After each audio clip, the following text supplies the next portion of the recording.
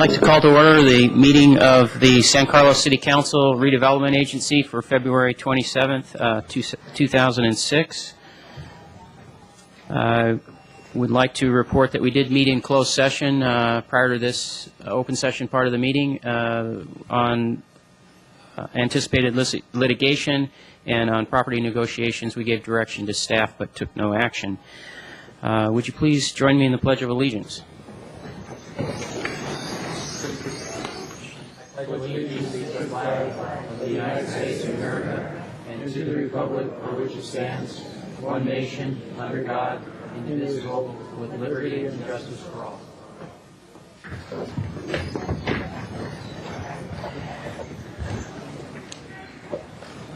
Our next item is changes to the order of the agenda. Staff, do you have any changes to the order? We have no changes. No changes. Council?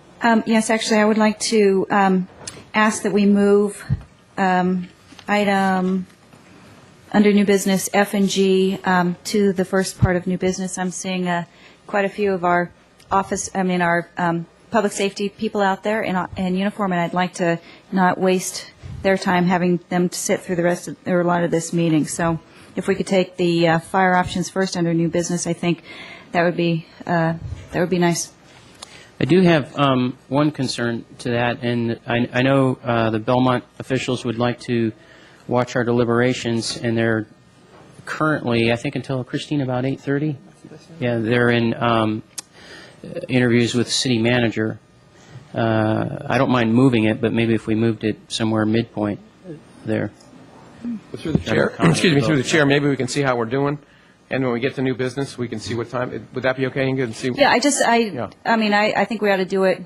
It's obviously probably on our agenda the most critical item. I agree. And we've got quite a few people from the public here, and in the interest of keeping the meeting moving and Sure. keeping people interested, I can appreciate Belmont's wanting to see the deliberations. If indeed they miss it, they can certainly pick it up on the website That's tomorrow true. and catch it. Can we, through the city attorney, can we do this? Can we move it when we get to new business? Okay. Would that be okay, Inga? Yeah. Okay, great. Thank you. Okay. All right. Let's see how that goes then. Next item on the agenda is council communications and announcements. We'll start down here with Brad. None. None? Inga? No, none. You don't want to tell about your award? No. It was, I will it tell. Was a, I was I will tell. recognized by the Council of Cities, which is the group of all of the mayors of San Mateo County get together, and I was their chair last year of that group, and it was a nice tribute, but it was really more of an honor and a privilege for me to be able to serve in the capacity of chairing that group. It was a wonderful group. So It thanks, was. And they did a nice job giving her a nice little plaque. Down here, Bob. No. Tom? Yeah, a couple items. Last meeting I mentioned that the SBSA, the South Bay Side System Authority, our waste treatment plant, is recruiting an executive director. We're so close. I can't tell you who, I can't tell you when, but I can tell you that it's so close. So next time we'll have an announcement, or perhaps before. Second item, Parks for the Future. This is a group of city officials that have been meeting regarding a proposed 1/8 cent sales tax for parks dedicated for county, city, and mid-peninsula open space parks. Quite likely that will be on the agenda, or on the ballot actually, in November. That's for 1/8 cent sales tax. It would require a 2/3 majority. The Park and Rec Department will have a presentation on this Wednesday night, and we will probably have one at our meeting, our next meeting, or perhaps a meeting after that. So we'll hear officially from the organizers of that campaign. And then finally, we met today with the Congestion Management Air Quality Committee, and notation that there is $5.5 million available for reconstruction, rehabilitation, and resurfacing streets. And so Parvies will be getting the announcement of that, and it's a competitive process, but it may be something that our staff will want to take a look at and bid for. There's a maximum of $1 million set for each project, but it's a pretty fair chunk of change if we can get into the mix. So, thank you. Thank you, Tom. I have a couple of items. First, before I start, I want to see, is Parviz here? I know he's in the building. I don't know that Oh, he's... okay, well, all right. First item is there was a lunch that Tom Lantos invited elected officials in the county to attend, and I did go to that. He was looking for feedback from mayors and city council members and so forth on areas that we might be looking for help from the federal government, anything he could do for us, that sort of thing. And it was interesting, one of the things that was across the board an interest for all the cities was the organization of FEMA being under the Homeland Security. And that doesn't seem to be working. I think people talked about the hurricanes and how it didn't work with that, but also how it's not working for the cities in terms of flood projects and so forth. And so we all sent a message to him, I think unanimously, that something needs to be done with that reorganization of FEMA falling under the Homeland Security umbrella, as it were. And it was also interesting how many cities, including our own, up and down the peninsula, do have flooding issues, do have projects that need to be done to mitigate flooding and so forth. The other thing I wanted to report on was the same dinner where Inga was recognized for her previous service as chair of Council of Cities. We had a presentation by Sheriff Horsley on, and a couple of officers were with him. I remember one fellow, Tim Gatto, and I can't remember the other fellow's name, but they reported to us on gang activity. And if we think we're immune, we're not. And in fact, if the chief would be comfortable coming up and just saying a few words about what we're doing in that team effort with the county, you're welcome to do so. But they talked about the gang activity going on in the county and in our cities, and like I say, that none of us are immune. Chief, can you add something to that about how we're working with that team? Sure. Greg Rothis, Police Chief. The countywide gang task force formed within the last year, basically as a result of what we saw in law enforcement as a trend in increased gang activity within the county. Some areas where that was particularly hot and heavy was in the area of Redwood City, East Palo Alto, San Mateo, and Daly City. But those kinds of issues and gang issues aren't just affecting those neighborhoods. It is a regional issue, and it can spill over, obviously, into communities like ours. Examples of, we have been able to trace back stolen vehicles, cars stolen in the west side, back to known gang members and things of that nature. So when gang activity does pick up, towns like San Carlos and Burlingame and Hillsborough and Atherton were all affected. So a countywide task force was formed. We send an officer, and we've been participating in that task force ever since its formation. And there's just been enormous success, a lot of proactive strategies on the part of law enforcement in the county, some great arrests, drugs and weapons seized, and it's really serving as a model for regional cooperation and gang suppression. Thank you. And I would say to the rest of the council, if you have any questions on that topic and you'd like to talk to the chief, I'm sure he would welcome that. The last item is I attended a BPAC meeting, which is a subcommittee of CCAG, and the reason I was looking for Parviz is I wanted to see if he could tell us what the project was that we submitted. It did not get funding. This is second year we've had our BPAC in operation and submitting a project. The first year we did get funding, and that's how we did the striping, the bicycle lanes on Britton Avenue and on the Alameda. This year we submitted a project for sidewalks on Britton Avenue, and I'm not sure where that was exactly, but we did not get selected for funding on that. Mark? Parviz may be up in his office if you'd like to have us go. No, don't run him down, but we can find out later about that. It would be interesting to know. So those are the reports that I have. That brings us to our next item, which is reports to council from staff, and I believe Richard has something prepared for us. This is Richard Avert, our finance director. Mr. Mayor, members of the council, we provided a brief update on both the Munis implementation schedule as well as the reports that we're currently doing now and that the council has requested. After a conversation with the city manager today, I think what would be helpful for the council is if at the first meeting in April 10th, we bring back to you some sample mock-ups of the reports that we think that you've identified at the last meeting that we could get your input and suggestions on, and then work toward that for our June go-live date as far as having what Munis could implement and we could get on a regular basis. Does council have any questions? None? Thank you, Richard. Appreciate it. A well-written report, by the way. Thank you. That brings us to our next item, which is public comment. We limit public comment at this point in the meeting to 10 minutes, 2 minutes a speaker. And if there's something you'd like to speak to the council about that is not on our posted agenda, now is your opportunity. And I see no speaker cards, and I see no one coming forward, so we'll move on to the next item, which is approval of the consent calendar. Consent calendar items are considered to be routine and will be enacted upon by one motion unless someone from the staff, the public, or council would like to pull an item for separate consideration. Brad? I wanted to pull 6M. 6M, okay, that's adoption of strategic plan from council retreat. Anyone else? That was the same one I was going to pull. So. Okay, and I wanted to pull the following item, which is N, resolution supporting the 2006 California State Library bond.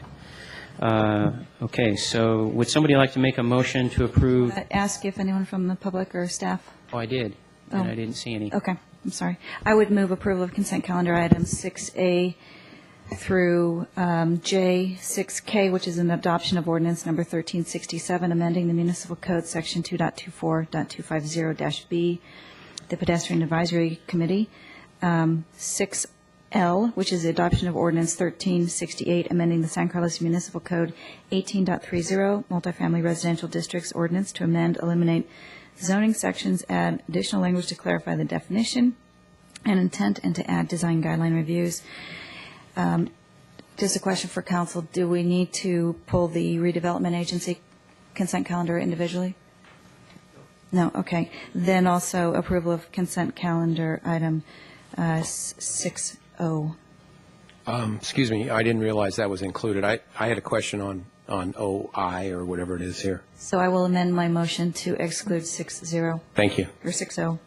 I'll second Councilwoman Doherty's motion. Okay, Christine, we've had a motion by Inga Teagle Doherty and a second by Bob Grisilli. Roll call. Councilmember Teagle Doherty? Yes. Councilmember Davids? Yes. Councilmember Grisilli? Yes. Councilmember Lewis? Yes. Mayor Grocott? Yes. Okay, that brings us to item 6M, adoption of strategic plan from council retreat. Brad? Primarily, I just wanted to, it was a real valuable retreat for everybody that, when we went away to talk about that. I do think that primarily what I'd like to do is agendize this for a future meeting for more discussion. So I don't necessarily want to hold up the adoption for it, but I think that there's clarification on lots of the different objectives that we have in there that I think would be benefit from council discussion. Because we sort of went from large objectives to small objectives in the process of the meeting. So I guess I'd like to move that we try to agendize this for longer discussion for the future. So that was one of my primary points. And then the other aspects of it is we haven't talked about status reporting or what kind of updates we're going to do. And in other words, how we're going to adopt it as a working document. I think it's really valuable, so I'd love to see it be a working document. Some mechanism for letting us know about approaching deadlines and, you know, how we're doing on approaching deadlines. How are we measuring the success as we do it or modifying the goals when we, you know, either hit, miss, or whatever. And then finally, just talk about achievements as we're achieving them. But really have it be a sort of a living document for us, because I think we all think it's important. So I guess my only fear, I mean, I'm fine to adopt this, but I want to actually think we should give it more discussion and make sure that we're using it as we intended it to. We spend a lot of time doing it. Okay, thank you, Brad. Any other comments from council? Yeah, actually, I had pulled it because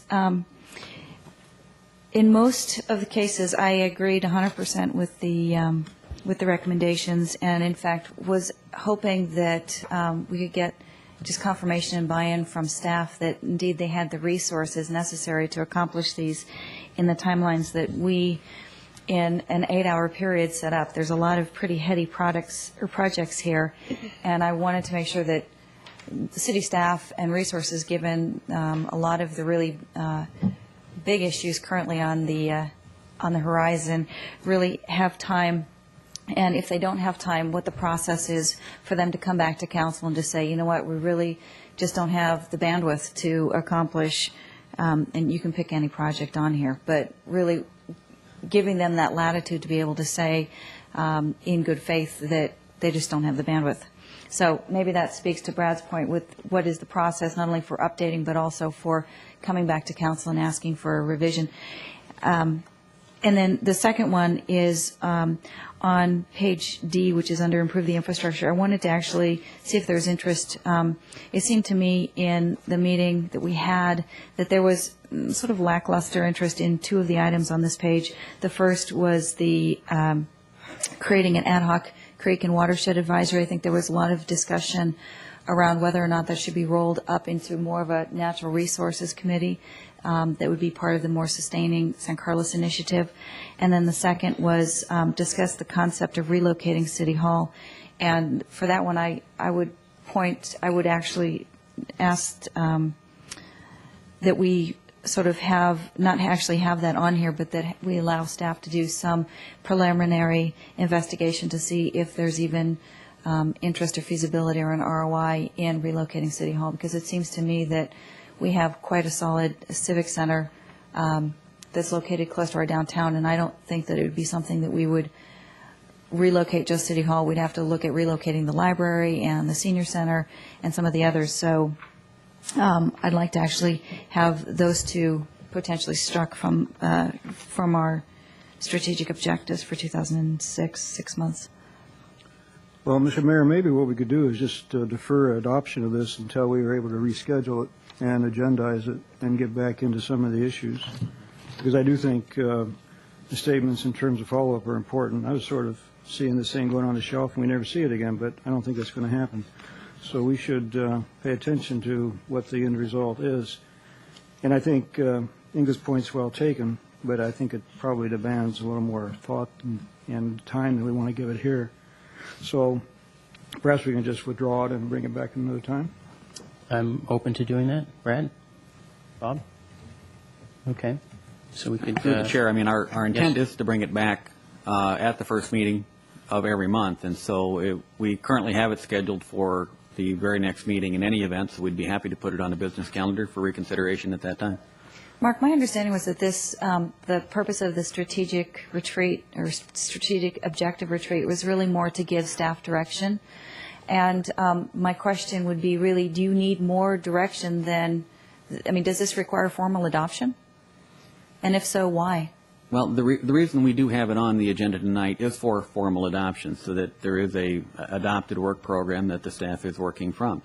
After the retreat, we met at the staff level, at the department head level, and went over this. We assigned in more detail who was responsible for each of the objectives and mapped out a schedule for bringing those back. I mean, as you know, within this document, there's already a pretty defined schedule, but we as staff members have some steps to do in order to bring these to the table. Some are easier than others, but one of the first that we need to bring back is some kind of a budget with respect to some of these items that are going to be or have some cost attached to them. And so we've already begun work on trying to assign some cost values to some of these that haven't been included within this year's budget and will require some kind of financing. One of the advantages to having it, though, adopted is that it does provide us with a work program that everyone has bought into. We know what our objectives are, and if there are things that come up during the course of our work that or the council's meetings that they would desire, individual council members would desire to add something to the agenda, then we can bring it back to the work program and say, okay, we can add this to the agenda.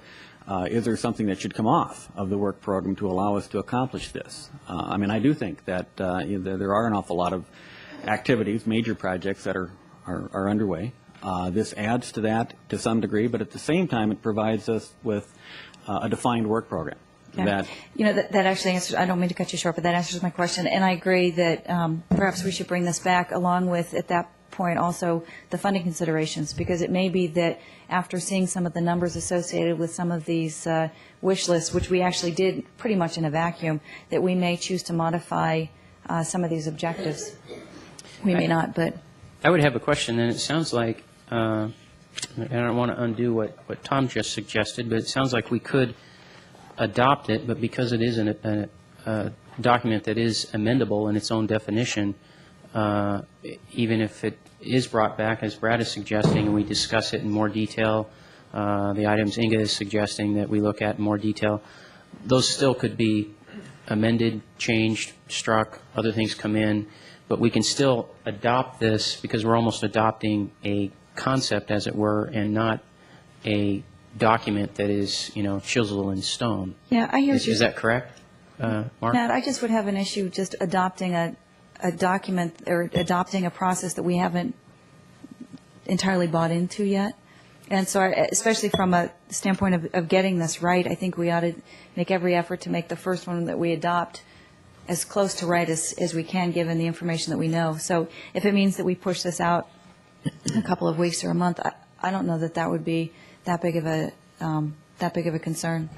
Well, the only question I have on that is staff has started to work on some of these things. I think staff's looking for direction. We don't want to hold them up by any means, I don't think. Well, and that's why I asked the question. I mean, do they need formal adoption of this in order to move forward? And it doesn't sound like they do. That we've given direction to staff as a council, unless you wanted to change this. I mean, all I would do, I mean, if the council wants to discuss the actual work program and consider formal adoption at another meeting separate from this one, we would simply put it on at the next meeting as a new business item as opposed to a report to council. I mean, what I was thinking is that it would be adopted as on the consent calendar, and then we would bring it back every month under a report to council and give you an update. And then if somebody wanted to make a change at that time, we'd put it back on a later agenda for a business action. What I'm hearing, though, is that there's some desire for discussion about possibly amending it already. And that being the case, I would suggest that we bring it on as a new agenda or a new business item at the next agenda. Right? The only thing I want to be careful is that we don't go backwards too much on this stuff. And I think we all had general agreement that these were good goals for staff to start pursuing, and we basically believed in those goals. For me, there hasn't been enough clarity yet on process, which is perhaps part of the process, is that we'll start to talk about it once a month. And then the other thing is, I think we have some very pragmatic, staff-oriented goals in here that I'd like to just make sure that we keep the spirit of discussion as a council. Like, for instance, increased revenue. We have, just to speak to the group that I was part of the small group on, we have very pragmatic goals that I think speak to what can we do next and what's the point of those small goals. And those are the kind of discussions I think we should be engaged in, because I think that our job as a council is to look for what the vision of these goals are based on what we're hearing in the community and help bring that together with staff. So that, my only point is I'm actually fine with adopting this as goals. I'd like more communication on process so we understand that better, and then have more focused discussions on this so they stay alive and we actually pursue them. So. Bob, or Tom, you spoke on this. Do you have anything else to add to what you said? Bob? With away. Okay. Do we have a motion? Well, if there's no motion to approve it, it just gets retabled, right? It just becomes. Yeah, I'm simply asking, is there a motion? Brad said. I would make a motion that we adopt this as it is. So yes, that would be my motion, that we do adopt this. I'll second the motion. Okay. Any further discussion?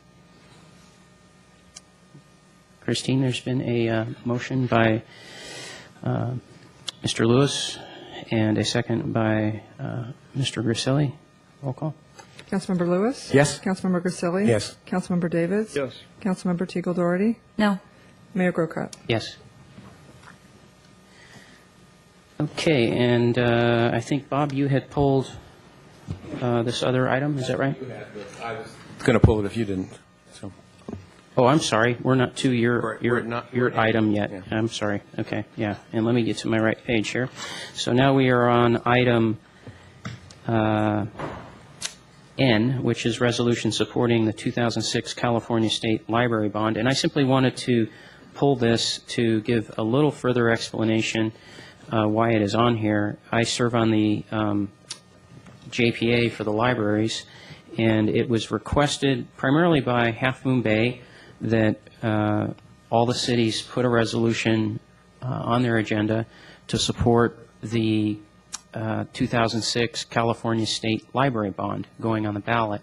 And the reason Half Moon Bay has such an interest in this is because if this bond goes on the ballot and if it passes, then they are in the queue to receive funding for their library, which is, given what all the other cities in the county have done to their libraries, like us and Belmont and Millbrae and so forth, Half Moon Bay is quite behind the times, and their library serves not just Half Moon Bay, but also Pescadero and all the way down to Santa Cruz, essentially, folks who live on the coast and even up to Pacifica, which has its own library, but between there isn't anything. And so that's why they asked to have this put on the agenda of all the cities.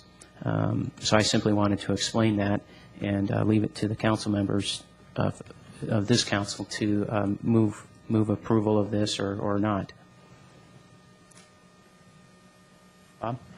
Well, when we built the library here, I was on the committee and supported it, and luckily we got it passed. And as Brad said a couple of weeks ago about fire service, I'm for libraries. But the only thing I think of is this is one, and then is the transportation bond next week, or is another bond the week after, the week after? I don't know. I sometimes wonder about cities passing resolutions about things that, whether they directly or indirectly impact us. Again, this is certainly a local issue, but I'll defer to whatever the council decides.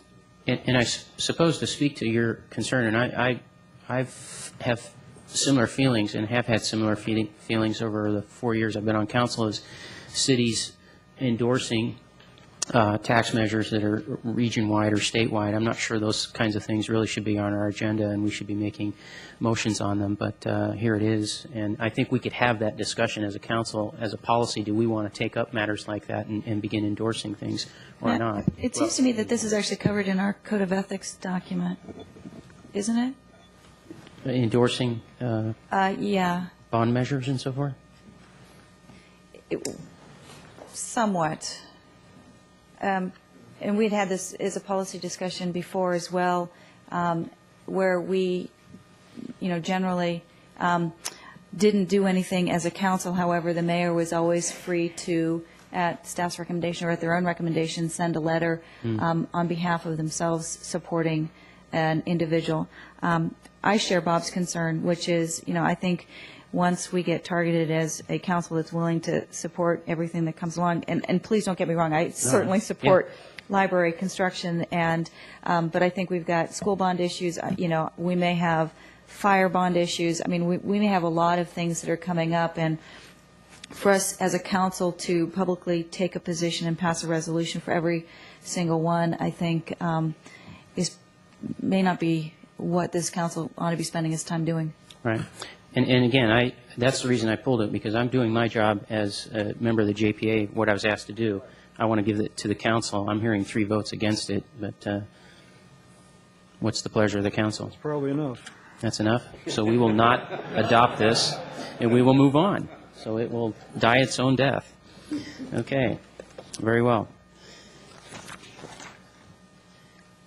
That brings us to, Bob, you wanted to pull redevelopment agency consent I just had a calendar. couple of questions of staff, perhaps. And again, this doesn't matter because the Educational Revenue Augmentation Fund, ERAF, and I'm not quite as familiar with ERAF as some other folks are. Apparently, we owe $296,000 in change. Is that correct? That's correct. And we have in the budget $228,000. It says here. I'll trust that that's the case, yes. Okay. But then it says, the next sentence is sufficient funds are available to make the entire payment. So does that mean, where does that extra money come from? I guess that's what my question is. Comes out of the fund balance? The general fund balance? No, the redevelopment agency Okay, fund I'm balance. just Yeah. trying to ask. Just asking the question, this thing. I mean, typically, if there's enough money in the fund balance, we would not come back necessarily for a budget amendment for an individual line item Okay. allocation. And normally, these are just estimates, obviously. These are just guesses of what we expected. We expected around, 250 or something like that, or whatever it was. And this amount is down from $376,000 from last year. Right. So that's the only question I had, Mr. Mayor. Thank you. Okay. With that, I would entertain a motion unless there's other comment on that item. Actually. Inga? Yeah, so on our staff report, we actually have 3 different alternatives, and the resolution is basically taking alternative number 2, is that correct? The recommendation is that we adopt the resolution that would remit the entire payment. Oh, so that it's number 1, Correct. and so notifying the county auditor, we're not going to be taking out of our property tax increment funds? Correct, that we would Okay. make the entire payment. All right. With that, any further discussion or questions? I'll move. Tom has moved approval of item 6O. Second. Inga has second. Roll call. This is a redevelopment agency item, so you are directors now. Director Okay. Davids? Yes. Director Grisilli? Yes. Director Lewis? Yes. Director Teagle Doherty? Talk louder when you're a director. Yes. And Chair Grocott. Yes. Okay, that gets us through the consent calendar and brings us to new business. Item 7A is consideration of appointing citizen to Parks and Rec Commission to fill a recent vacancy. Barry. This is Barry Weiss, our Parks and Rec Director. Mr. Mayor, members of the council, you have the report in front of you. I think it's self-explanatory, and at this point, I would be pleased to entertain any questions you may have. Thank you. Any questions from council? Just a quick question. Have any of these applicants that we had interviewed before expressed any changes or have shown any that there's any changes in the situation that would preclude them from being reconsidered? I'm unclear on the question. So one of the options to us is to basically go through the list of interviewed applicants that we looked at January 23rd. Correct. So between January 23rd and February 28th, has there been any changes in the status of any of these applicants that would preclude them from being or wanting to be considered by the council for the To my appointment? knowledge, the 12 people listed, no. Were they They're still contacted? eligible. Excuse me? Were they contacted? They were not. Okay. Mr. Weiss, my only question would be, do you think there'd be any benefit to opening up the applicant process and interviewing again? Or is it your recommendation that we fill from the last interview? My recommendation, we fill from the existing list. It's barely a month old, and there were lots of good candidates on that list. Okay. Any further questions? Okay, this item is open for discussion. Should we, just in the, from a process standpoint, should we go through and list our number 1 and 2s and then just see if there's general consensus?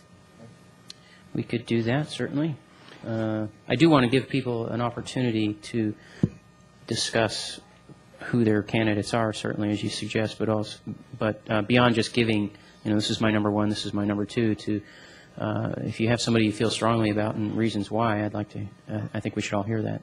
And also, I'd like to defer to Brad, who was recently on that commission and has, I think, a really good understanding of the current composition of the commission and what skills or personalities might do best. So I would encourage my council members to take Brad's comments.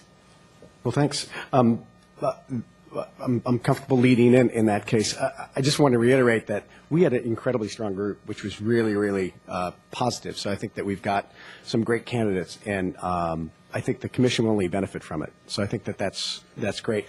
For me, when I look at the commission, it's important, and certainly seemed important to me over the years, that it feels representative of the community as a group. And from my vantage point, just looking at the current composition of the current commission and with Commissioner Burdell resigning, that also sort of affects to me, based on the qualifications of the people that we interviewed, who might be best on this. I'm also mindful that in hoping that the current fields discussion is coming directly to council next, that maybe we're beyond, in part of our last discussion, we weren't so sure where we stood on people that were either on that committee or not on that committee, or some of those different thoughts and feelings. So from my standpoint, I think Ray Morales would be a strong choice for the commission. I'm familiar with his work in the community over the years, and I think he's got strong opinions. He's also a good listener, and he's also been incredibly involved in the community through his family and through his work with youth sports. And then I think Karen Molinari is a strong choice, and I think Cal Hunsinger is also a smart choice. For me, my number one choice would be Ray, just given the composition of the current commission and representing the city as a commission. I'm sorry, Brad, did you have an order you had Raymond obviously as one, and who was your second then? I have Karen Molinari and Cal Hunsinger. Okay, in that order? I'll let discussion transpire before All right, very good. When we come down here to Bob. Well, I was able to find my notes, and I had, I know the last time that we spoke, we had Mr. Burton, Cal Hunsinger, Ray Morales, and I think those were the three that we came down to, I believe, for the choice. Which were they again? I believe it was Cal Hunsinger, Gordy Burton, and Ray Morales, I believe, were the three that we came down to, at least according to my notes. I don't know if anyone else has other notes to that. Gordy being the one we chose. Gordy So, Burton, the one we chose. So if we liked if we liked Cal Hunsinger and Ray Morales before, then in a month, I don't know that anything might have changed to change that order. Mm-hmm. But and I also have Karen Molinari on my list also. Okay. Tom? I selected Karen Molinari first. I think considering that the direction we're taking with our new foundation, she offers a lot in terms of fundraising, public education type experience, a good ability to communicate, and I think a lot of energy. So I felt that she would make a good add-on. I know we talked about Sam Hertzberg last time. I have a feeling he'd be a good commissioner, although he is a professional with the county. And there may be some question about being able to transition both operations. Nevertheless, he brings a lot of experience and a lot of countywide linkage to the process. And then thirdly, I would look to Cal Hunsinger. I think as a member of the Heather neighborhood, he has supported himself well in responding to some questions at our turf committee, and I think he'd be a good member. Inga? Well, I had actually Ray Morales as, it's really tough because they're all really good applicants. Ray Morales is my number one, with Cal Hunsinger as my number two, and Karen also number three. I have known actually Ray and Calvin quite a lot through sort of the stuff that I've done here in San Carlos, and I know both of them to be really consummate professionals. They're good listeners. I think they're willing to keep an open mind, and my projection over the next 5 years is that it's going to be really important to get people on Parks and Rec that actually, while they may have a personal opinion, aren't going to bring that necessarily to the commission, that they're going to stay objective and stay open-minded. So those are my three. Again, I'm sorry, Inga, you had Raymond and then Calvin, Cal? then Karen. Then Karen, okay. All right. I'm going to mention just my pick, even though no one else did. And this is not necessarily a top pick, but I did have Allison Rack in my list because she had the most complete application, and I liked the things that she talked about as far as being a mother and looking at it from a parent's and a mother's perspective in terms of parks and so forth. So I did have her on my list. I also had Raymond Morales and Cal Hunsinger on my list. I didn't really necessarily number mine in any particular order, but just from rereading the applications and looking at them again, those are the folks that I'd come up with. So I'll just leave it at that. It does look like we do have strong support. 2 council members have Raymond Morala as their number 1 choice. And then we've got strong showing for both Cal and Karen Molinari with pretty equal weight, it looks like, on those 2. Okay. Bob, could you go with Ray? Yes. Okay, so I'll move that we appoint Ray Morala to the Parks and Rec Commission. I'll second. I'm sorry. Go ahead, Brad. You second. I'll second. Okay. Any further discussion? Tom, you had a comment? No, I was just. You're gonna- fine? No, that's fine. Okay, so the motion is for Raymond Morala to be chosen as our next Parks and Rec Commissioner. You have a speaker? We have a speaker? Oh, I'm sorry. Would you, sure, why don't you come to the mic?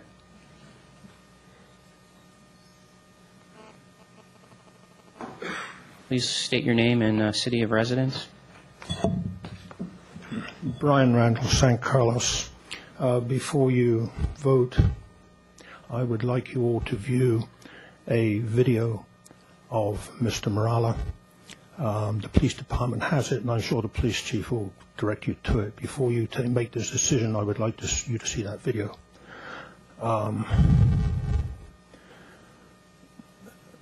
It was a misdemeanor offense, and you can see it on that tape. Defer to our city attorney on whether we're allowed to do that, actually. Well, the council can get whatever information it wants. If someone had a misdemeanor offense, it certainly wouldn't preclude them from serving on a park, on a commission. Certainly, I'll take that we will only move on that in the form of a motion if somebody wants to move and second, and we would vote on it. Otherwise, we'll drop the issue. But I appreciate you bringing it forward. You should view it. Thank you. You're welcome. My motion stands.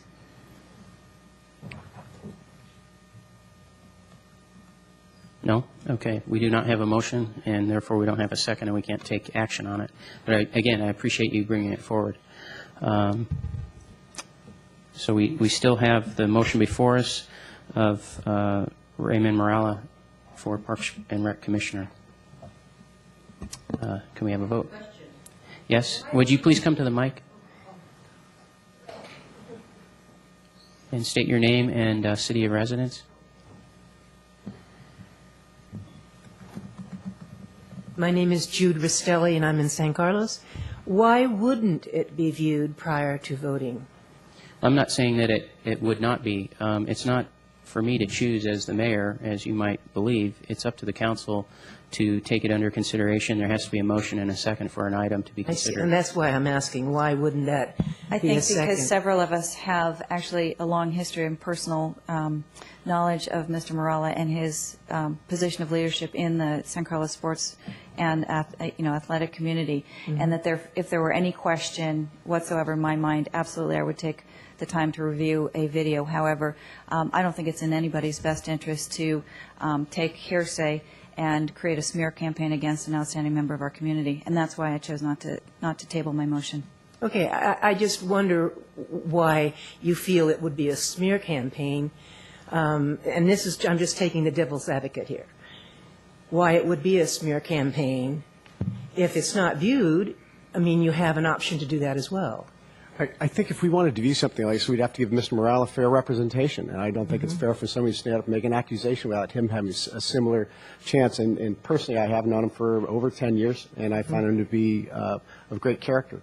Okay. So I have no wish for anybody to stand. I wouldn't put anybody through this if they applied for a commission and somebody stood up and decided to smear their reputation or attempt to or do something. I just don't think it's fair. No, I appreciate that. I just really wanted to find out why that were so, and no matter how long we may know someone, that doesn't make them perfect. Well, Mr. Sell, I don't know Mr. Morala. I have met him, I think, once or twice. I don't know him. But I think it's unconscionable at the 11th hour of a situation like this for a Park and Recreation Commission appointment to come up with something like a video, a police video. Mm-hmm. I just think it's unconscionable, personally. And as Brad said, I wouldn't put anybody through this. And I don't know the gentleman that well. I've only met him twice in my life. And I think it's just unconscionable, personally. No, on a as I personal say, level. I'm just taking the devil's advocate here. I understand. And I I just mean, wanted I don't very mean- much to I'm find just that trying to be out. forceful, not with your comment, ma'am. I'm just trying to be forceful with my opinion. Mhm. Okay? I didn't mean to direct it to you. I realize you're taking the devil's advocate. Right. That's just my opinion. All right, thank you. Okay, we need to move on this item. Councilmember Teagle Doherty. Yes. Councilmember Grisilli. Yes. Councilmember Davids. Yes. Councilmember Lewis. Yes. Mayor Grocott. Yes. Thank you.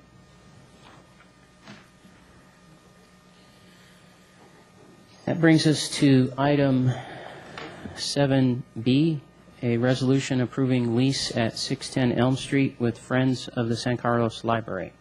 Jeff Maltby, our Deputy City Manager. Good evening, Mr. Mayor, members of the City Council. Well, before you this evening is an issue that's been kicking around the chamber for a while now, and we're pleased to have a recommendation to bring to you. Attached is a resolution and a lease between the City of San Carlos and the Friends of the Library for space at 610 Elm Street, second floor of the library, room 206. Staff is recommending the council approve the resolution adopt the resolution to approve the lease agreement. Within the lease, you'll notice a number of similarities to other existing leases we have over at the library. The one big difference is that staff is recommending a credit approach for the payment of this lease, a dollar-for-dollar credit given to the Friends of the Library for the money that they raise and donate to library services. Virginia Martin was nice enough to send us a list of some of the work that the Friends do, which is attached to the staff report. I'm not going to comment more about that. I'll leave that for Virginia and the other Friends to talk more about their good works. A couple other points of interest in the lease that you may be interested in. If you recall, this goes back nearly 2 years now. The Friends were allowed to move into the space, which they currently occupy, with the understanding that we would have some sort of lease agreement with them. It was never fully defined as to what that lease or the terms of the lease would consist of. We've met with staff. I've talked to Virginia a number of times. The city manager, Mark Weiss, and myself met with Virginia and several other members of the Friends leadership to discuss several different payment options, which are outlined in the staff report. I won't go into those any further detail unless there's an interest on your part to discuss them more. One of the other issues that did come up was liability insurance, which is a requirement of the city for the lease. Under the city's current insurance, which is through ABAG Plan, Joint Powers Authority, of which we're a member, the Friends and other nonprofits or JPAs or any non-city entity is not eligible for insurance coverage as part of our policy. So we're recommending that as part of the lease that the Friends secure their own liability insurance, and that really would be in their best interest and their members' best interest as well to protect themselves. With that said, there are a number of other issues, but unless you have questions, which I'd be happy to answer, I'm going to sit down and turn it over. Okay, as a matter of process to the rest of the council, what I'm going to do here is allow Virginia, I have a speaker card for Virginia, who is president of this group, and I'm going to allow her to come up and speak at without a time limit to just speak to this item if she so chooses, and then we can ask questions of Mr. Maltby or of Virginia. Through the chair, Yes, sir. a reasonable time limit. Reasonable time Thank limit, you. of course, yes. I don't think she's going to have that much to say, but we'll see. Thank you. You're welcome. Virginia you. Martin, president of the Friends of the Library. Thank correct? you. I'm Virginia Martin. I live in Menlo Park, and I'm president of the Friends of the Library. I'm here tonight to urge you to vote for the credit option. Our entire board voted for this option because we want to continue doing what we do best, and that's selling books, used books to the community and returning that money to the library. We have taken out a liability insurance policy. I don't have it in my hot little hand, but it's in the mail. Thank you very much.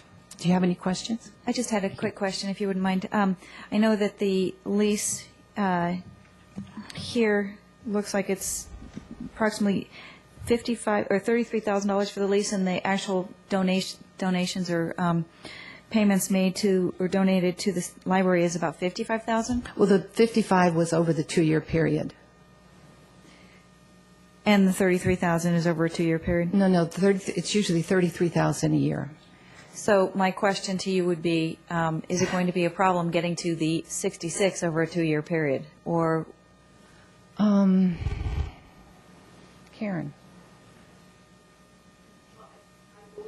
I'm sorry, you need to come to the mic. Karen, can you come up, Otherwise, if you would, please? people at home can't hear you, and people in the audience can't either.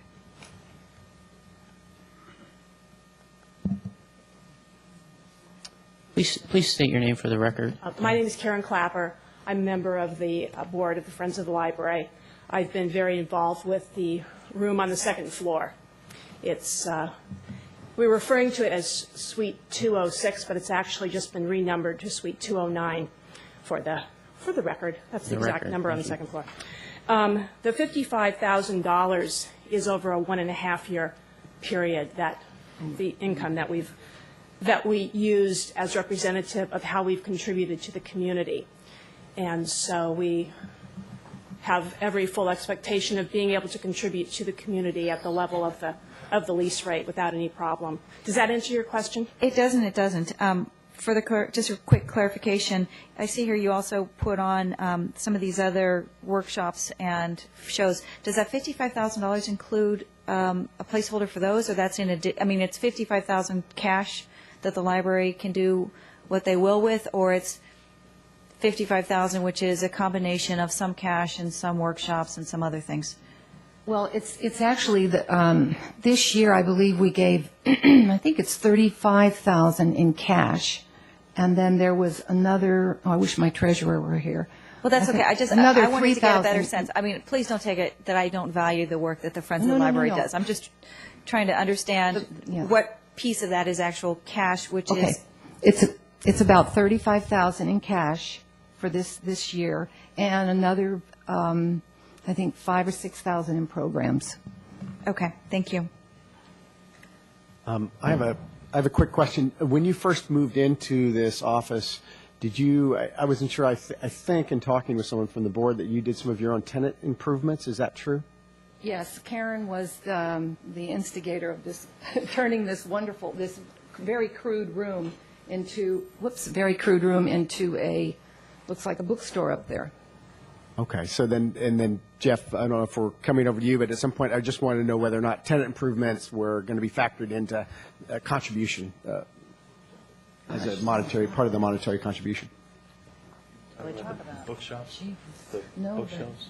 Yeah, the bookshelves and the Yeah, painting. And we painted it, added some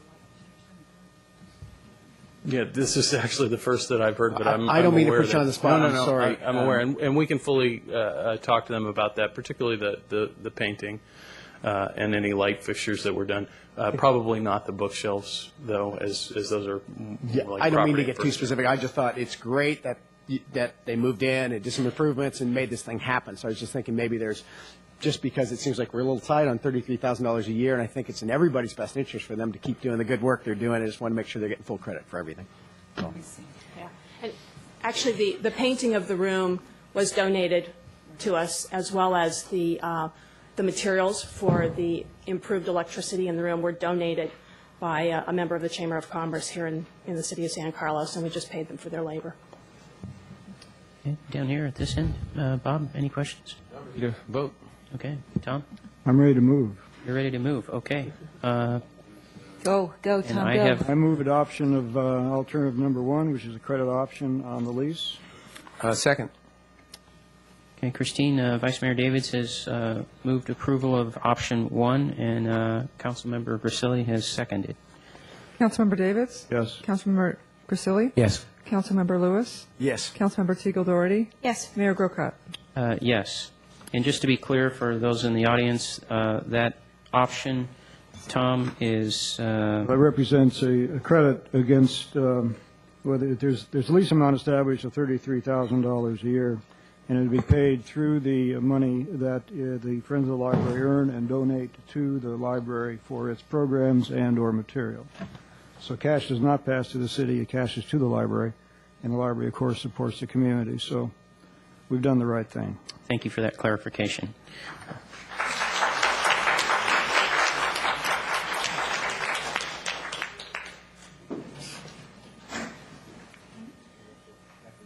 I can go home now and. Yeah. You should do that one all over. You'll be accepted, huh? Yeah, exactly. I won't tell you about the threat I had if this didn't work out. Okay, that brings us to item 7C, which is introduction of an ordinance amending Chapter 2.24 of the San Carlos Municipal Code regarding commissions. Mr. Mayor, I just submit this on the staff report. Again, it's some technical corrections to the Chapter 2.24 on commissions, cleaning it up as far as putting in the code the exact commissions we have, such as adding the Youth Advisory Council and EDAC. So unless there are any questions, I'll submit it on the staff report. Okay, council, any questions on this? Just clarification, we have two commissions or committees or whatever that are over 5 members, I believe. The youth council and the EDAC, right? And everything else is 5 by the rule, and those are 5 by the fact that they're organized a bit differently. Yeah, we've stated the number will be 5 unless you've otherwise designated it in the ordinance or resolution creating the committee. I would move adoption of introduction of ordinance number 1369, an ordinance of the City of San Carlos modifying the San Carlos City Code, Chapter 2.24 on commissions. Do we have a second? Second. We had a motion by Inga Teagle-Doherty and a second by Bob Grisilli on the ordinance, introduction of the ordinance. Roll call. Councilmember Teagle-Doherty? Yes. Councilmember Grisilli? Yes. Councilmember Davids? Yes. Councilmember Lewis? Yes. Mayor Grocott? Yes. That brings us to item D, introduction of an ordinance to eliminate the time limit to incur debt. And the debt referred to here is for our redevelopment agency. Laura Sneidman. That's correct. Good evening, council members. I'm Laura Sneidman, the Economic Development and Housing Director. As outlined in the staff report, this is a recommendation to introduce an ordinance to eliminate the time limit to incur debt. This is follow-up to your January 9th meeting. We're bringing back the appropriate legal documents that would allow you to incur debt for the redevelopment agency in the future if you so choose. That incurring debt would require future action by you. Thank you. Any questions? I'd like to move that we introduce the ordinance 1370. 1370. You have to read it, too. Bob, you should know that from Planning Commission. Oh. The whole thing. The whole thing. All 3 pages? No, the title. The whole title. No, all 3 pages. The title's a page and a half, Bob. Oh.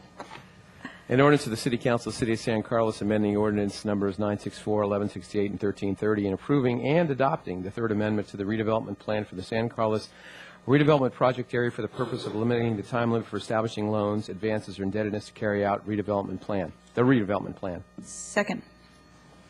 It has Nice been job. moved by Councilmember Grisilli and seconded by Councilmember Doherty. Roll call. Councilmember Grisilli? Yes. Councilmember Teagle-Doherty? Yes. Councilmember Davids? Yes. Councilmember Lewis? Yes. Mayor Grocott? Yes.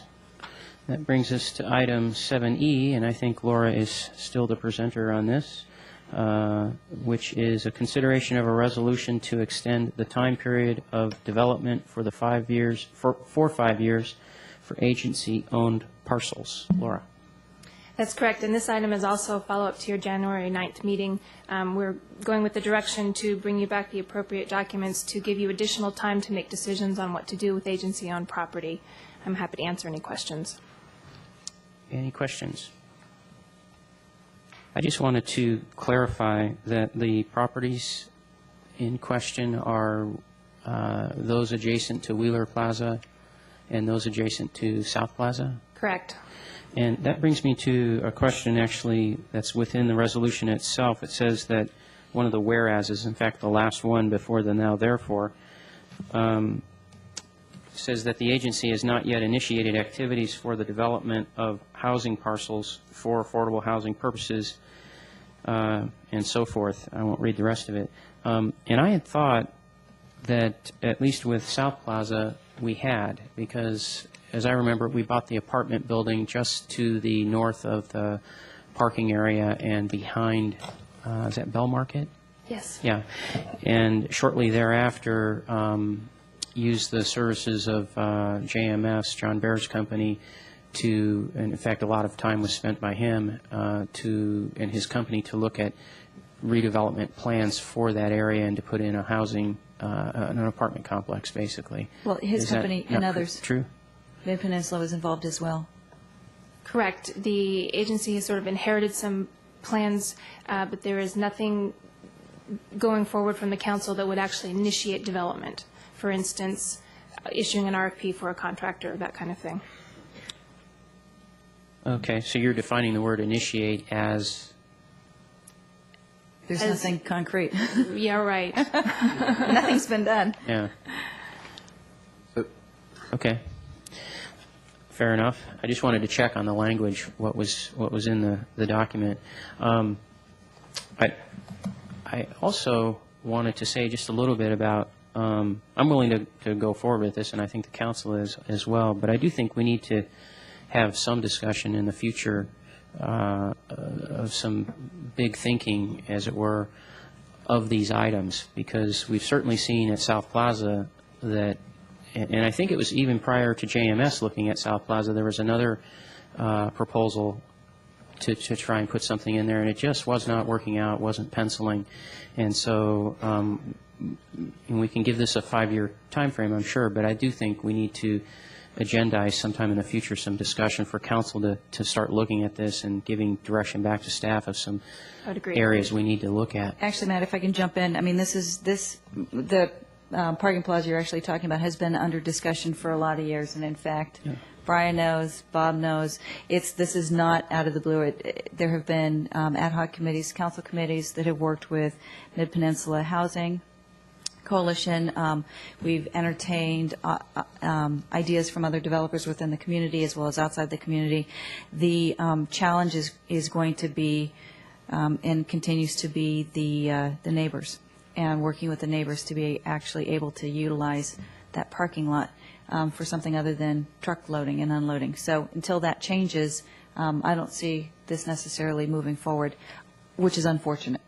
But in some ways, it seems that our hands are tied for the next, how long is the lease up? Next 5 years? Come on, Bob, help me out here. It's some period of time. So it's not like it's going to happen next year or the next couple of years. Given the bit of discussion we've just had, any other council members like to say anything on this item? Well, I really like the idea of us trying to maybe agendize what's the redevelopment plan for the future? How are we actively working toward making this stuff, something happen? And if what Councilmember Teagle Doherty, so I'm trying to be formal titles because I think it's important, says is true, then I think it's really important that if we can't do it, then we should move on to the next thing. Or what's the big plan? I like the idea of the council engaging in some big thinking about redevelopment. So I'd love to get it agendized and love to have a plan of action that we're all excited about and can start moving forward on. Well, and I'll just close with this comment. I know it was mentioned earlier about the things that I've talked about with moving City Hall, and I've gotten feedback both directions, and generally strong emotions one way or the other. Matt, we should probably just stay to the topic. And I think that falls into what Brad is talking about, which is a bigger picture for these projects. Where might it work? Where might housing work? Where is it not working or doesn't seem to be working? And so I would agree with Brad's comment there. So with that, I would entertain a resolution. Move that we adopt resolution number 2006-12? 2000, what? 2006-12? Okay, 2006-12. Second. That was motion. You don't have to read it? Oh. The motion It's was, only ordinances, the blue ones. You have to read the blue ones. and those are introductions. I'm going to do the yellows for You're now. new. That's right. You'll get it. Okay, that was a motion by Vice Mayor Tom Davids and a second by Inga Teagle Doherty. Councilmember Davids? Yes. Councilmember Teagle Doherty? Yes. Councilmember Grisilli? Yes. Councilmember Lewis? Yes. Mayor Grocott? Yes. That brings us to item 7E, or, 7E. No, we just did that one. Sorry, guys and gals. That brings us to item 7F, consideration of and action on report from 2x2 Committee on options to continue South County Fire Authority. And I believe we have a report for us from our Assistant City Manager, Brian Mora. Thank you, Mayor and members of council. What I plan to do tonight is a similar format as we did on the 15th, and that is to give you a brief staff report on the 2x2 committee proceedings, and then to ask council members Grocott and Griselli, who are on that committee, to add any comments that they have, and then to have staff questions. As we note in the first slide, there were 4 meetings held during the months of January and February in the 2x2 process. The idea was to have 2 council representatives from each city talk about the possibility of continuing the South County Fire Authority. Belmont had indicated that they would like those proceedings to end by the date of February 18th, 2006, so that they could make a final decision on February 28th. And the 2x2 committee members in both communities held 4 meetings within that time frame. If no agreement was reached, the original proposal was that each city would continue to look at their contract options, namely the City of San Mateo and CDF. And also, there has been some talk in both communities about having restating the city fire departments, which is also an option for San Carlos as well. Tonight, I think there are a number of areas that the council will want to consider, including the concept of 5x5 meetings, operational issues, funding, assessments, continuation of South County Fire, and contract proposals. The first item we need to talk to you about tonight was your request of Belmont that they hold a 5x5 meeting with the City of San Carlos. The idea, which I believe was introduced by Councilmember Lewis, was that rather than in the 2x2 format, that you would have meetings of both full councils. This proposal was brought to Belmont through the 2x2 process on their Thursday meeting. Belmont's mayor, Mr. Matheson, indicated that they were interviewing city manager candidates and commission applicants during the week of February 22nd, and therefore a 5x5 meeting was not possible. However, at the Friday meeting on the following day, Council Member Dickinson, under public comment, indicated that he had a concept for a 5x5 meeting, which would involve his proposal to have a operational and financial audit of South County Fire if it continued forward. So I think the council action tonight in this particular area is whether you're interested in 5x5 meetings in general, either on the topic of continuing South County Fire or on Mr. Dickinson's idea about an operational and financial audit. Next up, we have the organizational and structural concepts for the South County JPA. You will recall that at the January meetings, the Belmont representatives and Mayor Grocott introduced a list of 10 items that they would suggest would need to be amended into the South County JPA for the most part if the JPA were to continue. And since you've seen this list before, I won't roll through them. The significant thing in this particular area are 2 changes that were brought up at the Friday meeting by Councilmember Warden in Belmont. First of all, he indicated he would like to amend item 6 on this list, which is the idea that South County Fire would take over its own finance and HR so it could save money. Councilmember Warden suggests amending item 6 to the current format, which is the City of Belmont would continue to do finance and HR, and they would continue to receive the current level of compensation from San Carlos of Belmont, which is over $231,000 per year. The other item that Councilmember Warden introduced on the Friday meeting was the issue of rental of office space in San Carlos. He indicated that it was his belief that South County Fire pays San Carlos $60,000 per year for rent. We did research that, and it turns out actually the amount is $28,736. But putting that issue aside, the policy question here is whether South County Fire Authority would pay rent at all. Mr. Warden's proposal was to lower the rent to 0 and also to consider moving the office from San Carlos to Belmont.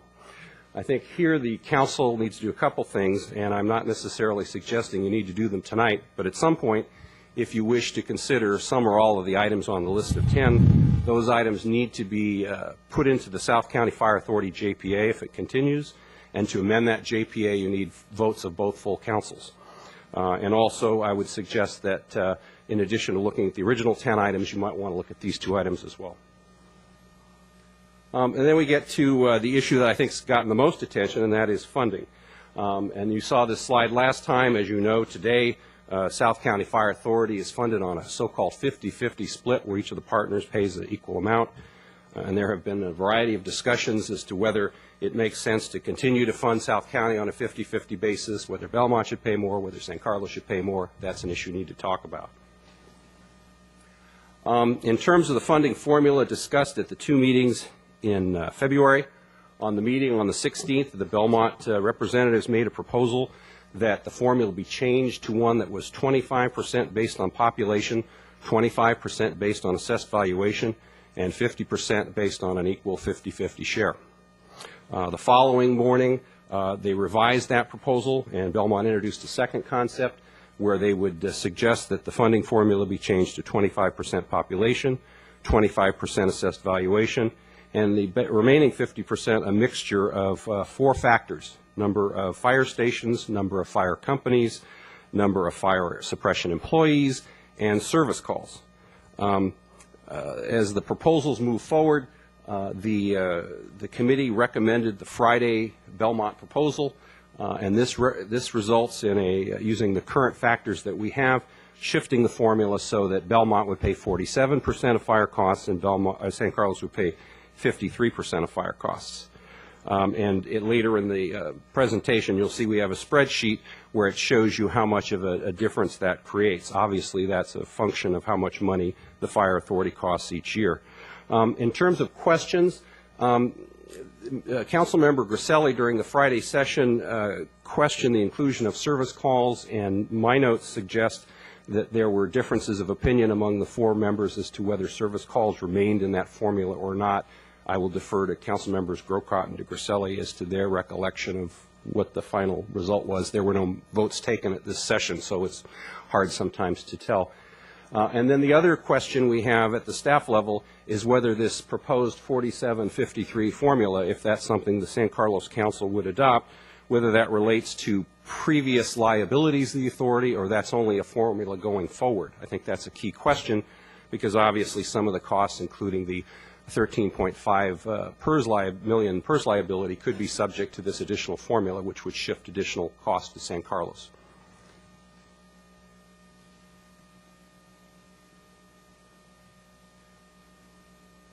The next discussion has to do with the proposal for a fire services assessment. There was a lot of discussion at both of the meetings in February about the need for such an assessment to go forward. There was a discussion of using a target figure of $13 million in the first year to base the assessment on. The length of the proposed assessment would be 10 years. Another proposal that everyone agreed to was putting the proceeds of the assessment into two zones, as it was called. The idea being that the money collected from the property owners in the Belmont Fire Protection District would go into one zone, and the proceeds from the San Carlos area would go into a different zone. The zone amounts would be available to each agency to use to offset their contribution and the difference between the cost of fire services and a minimum, which the four council members set at $4.8 million, although there was also some discussion about either lowering that number or taking the minimum concept out.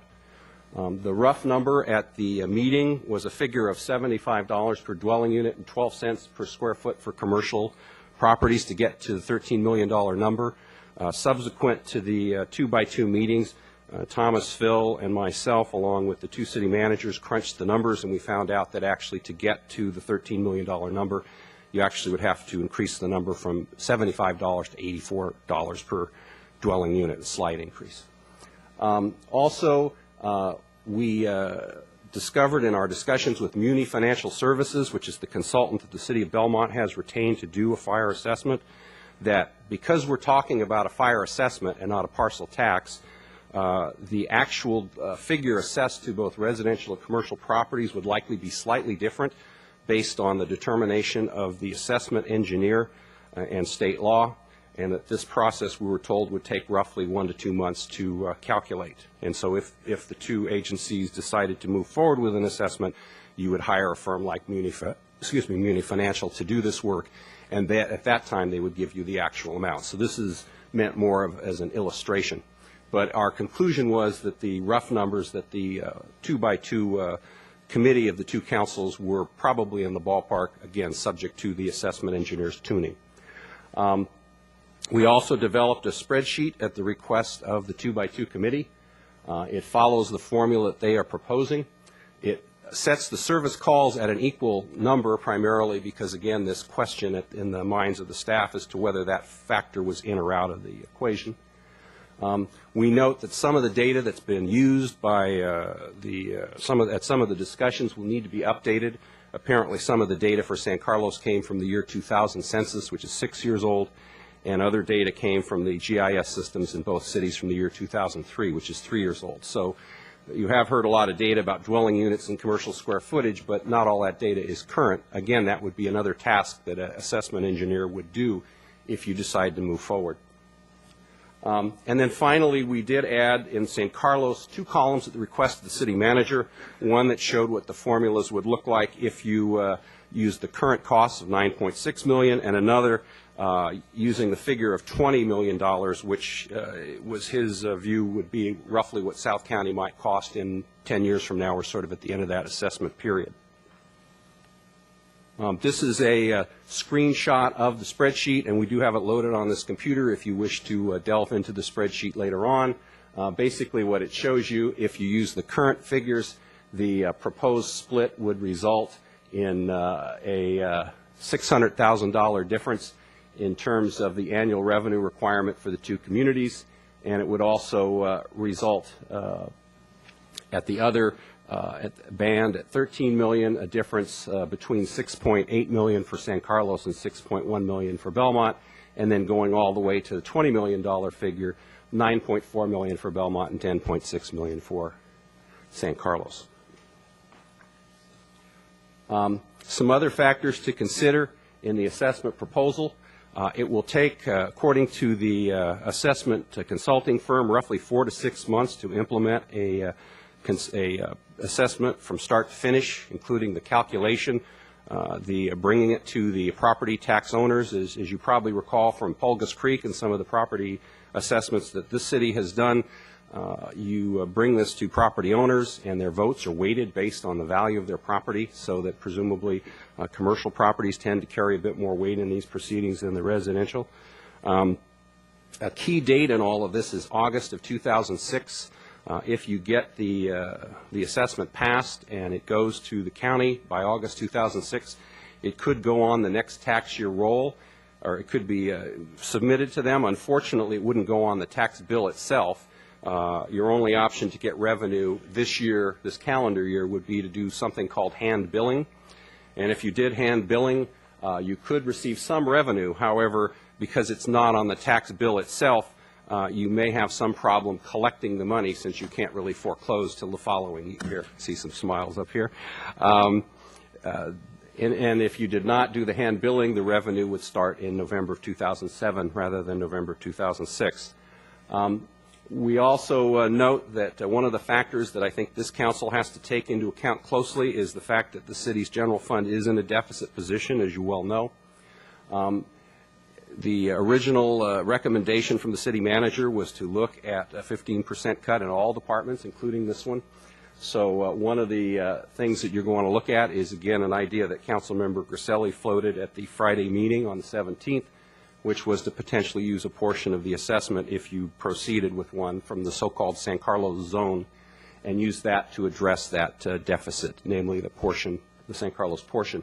And then obviously if you did not, you have other revenue options in the general fund or service cuts. And then finally, the staff notes that if you want to increase fire funding, we would recommend that you not do that in any significant way until after the assessment was passed. There was some discussion about whether or not you would do it on July 1st or whether you would wait till after the election. We think, given the position of the general fund in San Carlos at least, makes sense to wait till after the assessment. This is a spreadsheet from the assessment engineer showing the 4 to 6 month timeline, and again, we talked about that briefly. South County Fire unfunded liabilities we've talked about in the past, as we've indicated, and I believe we gave an update at the 2x2 meeting. The PERS liability is up to $13.5 million at this point. That number is going to depend on which service option each council chooses. Under some of the scenarios with San Mateo and CDF, they may absorb some of that number. So one of the things that staff is very interested in working with those two agencies and the actuary, Mr. Bartel, is to determine under each scenario how much of that would remain. In terms of workers' compensation costs, that's still being evaluated by the Belmont staff.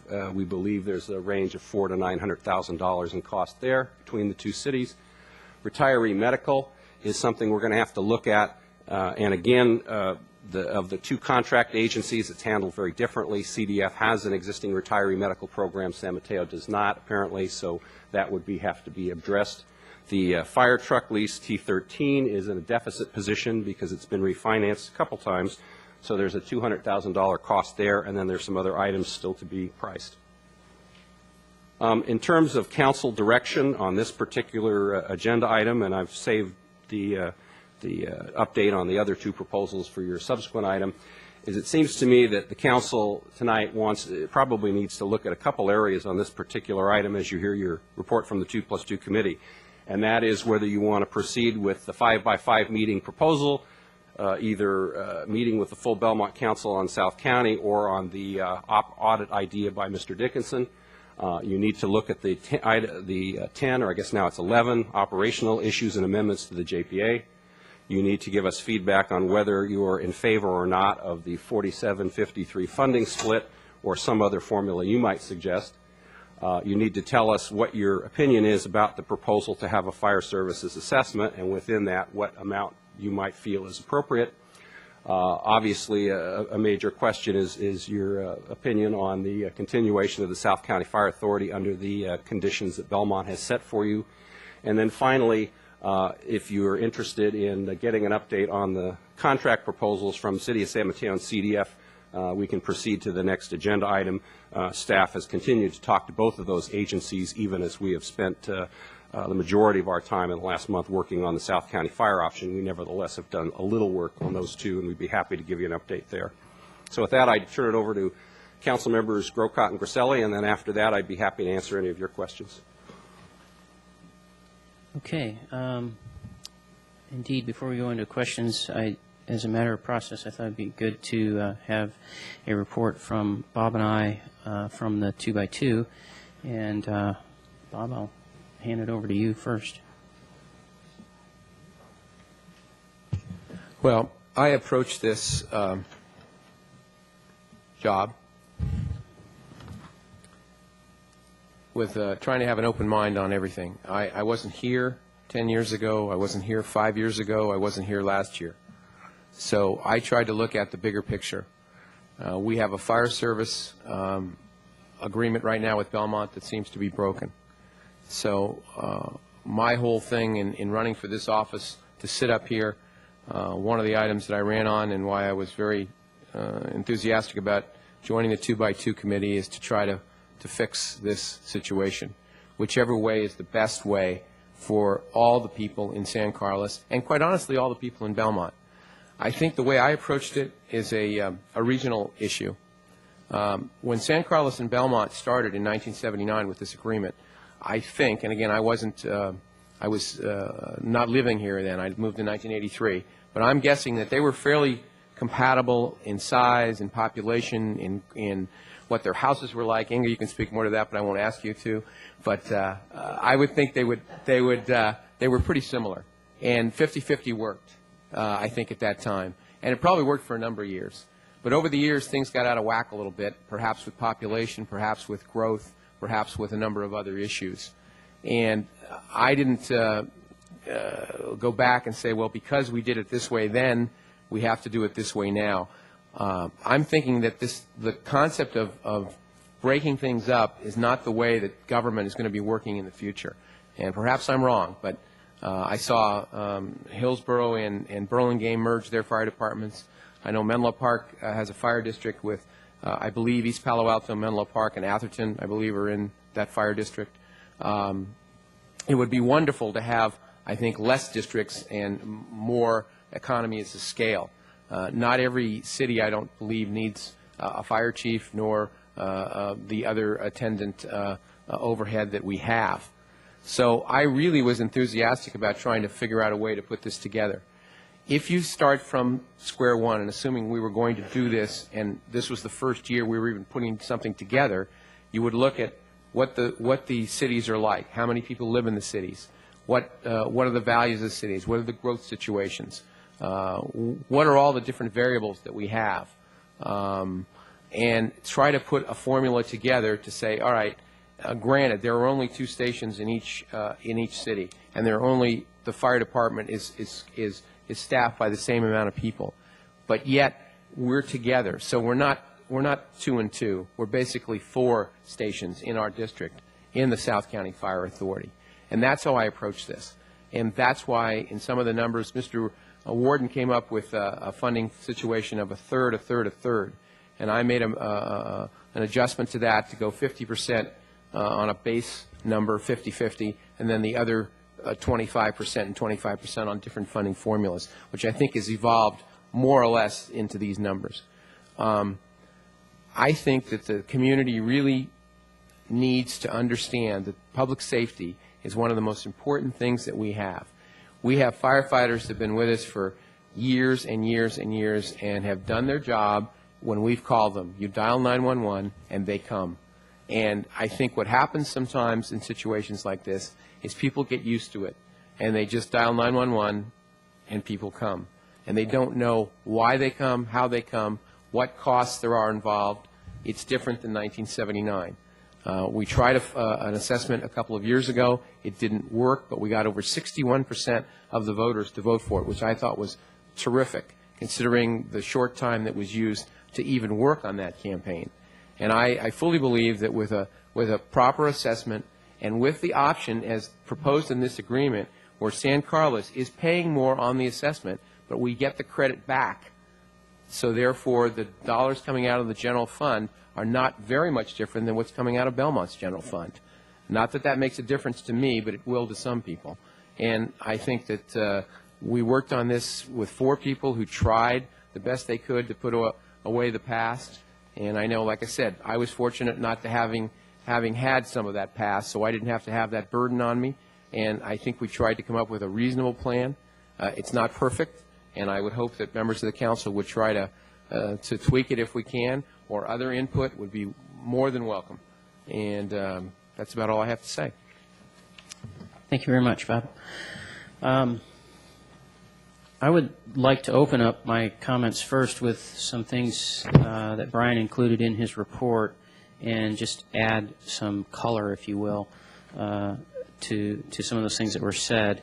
The first one Brian talked about, or that I'm going to address, that Brian talked about, was the request that we made to have a 5x5 meeting with Belmont, and the response we received. Phil Mathewson just happened to be in the audience at that 2x2 meeting, and as the discussion came up, he stood up and commented that they were going through a pretty tough week with interviews for their city manager, and Inga and Tom and I remember when we were going through that process, and it does take quite a bit of time.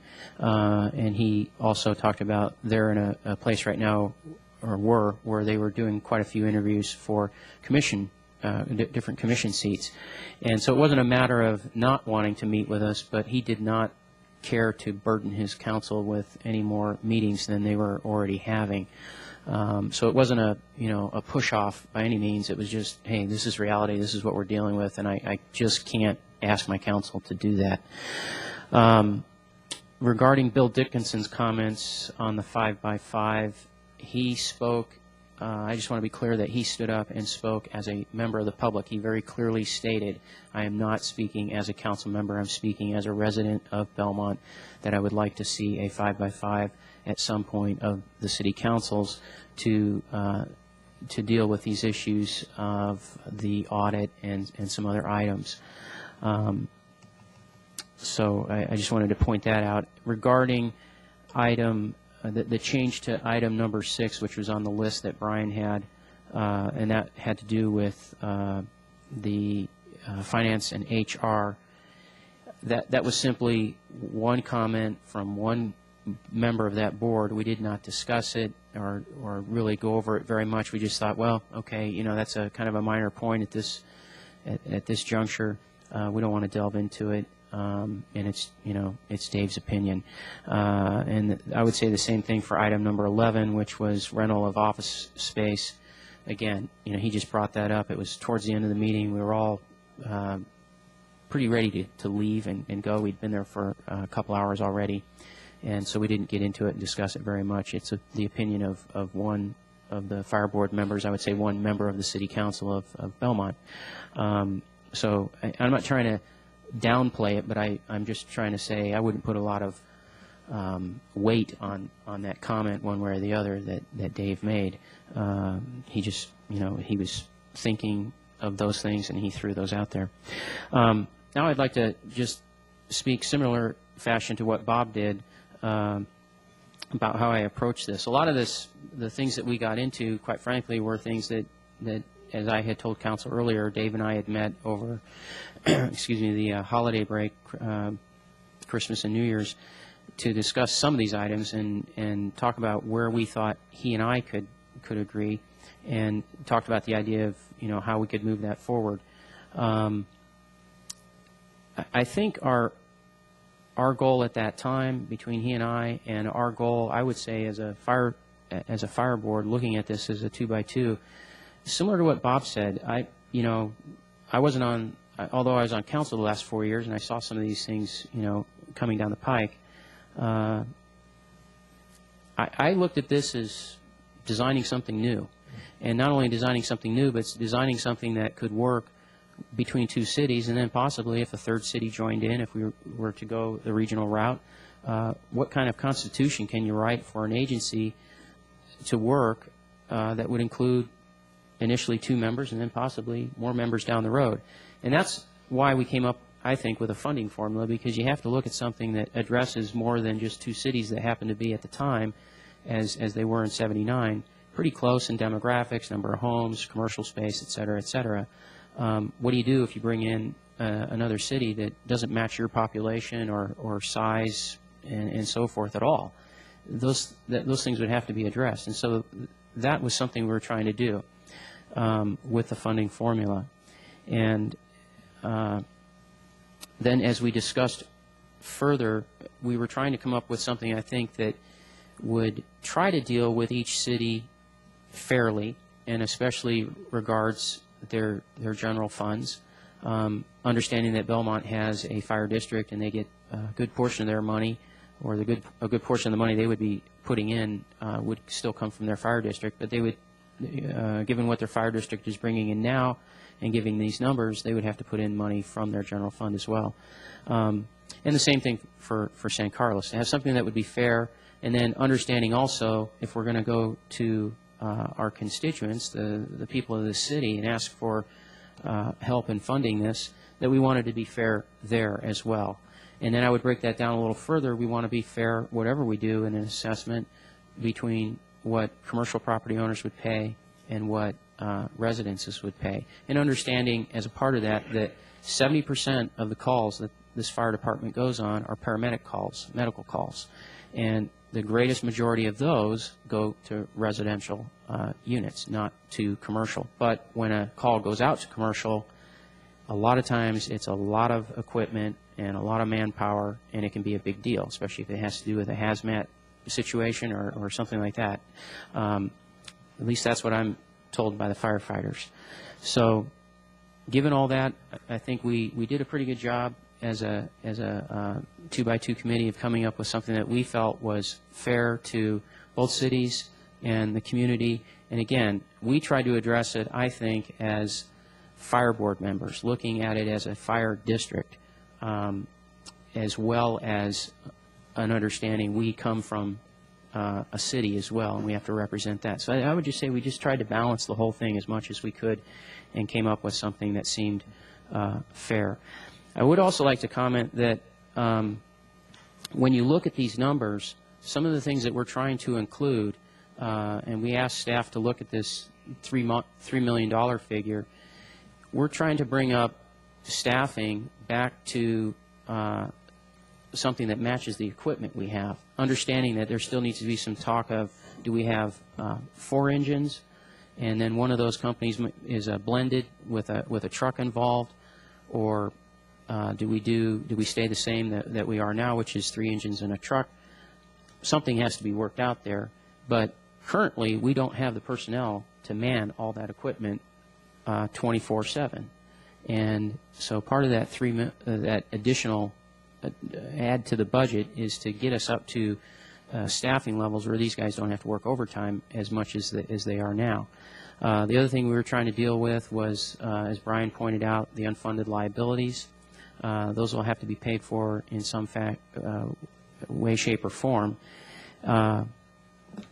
And at the same time, possibly priming the pump for a reserve, because currently, if you look at the budget that South County operates under now, there's nothing in there for replacement of vehicles, replacement of pieces and parts of the fire stations if they break down.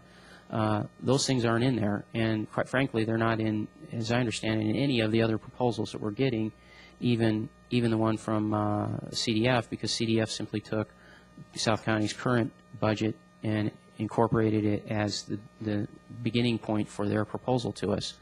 We were trying to address some of those shortfalls with the funding formula and the dollars that we're looking at.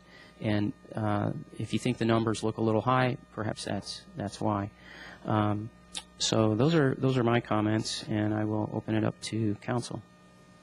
So in summary, you and Bob spent a lot of hours on this, and you met facing two for many different meetings. The bottom line, you have a recommendation? Well, Bob, I'll let you speak first. Well, we have a situation where, Belmont decided a long time ago that February 28th was their deadline. And I'm not even going to speak to that specifically because we have to decide on our own what our deadline is.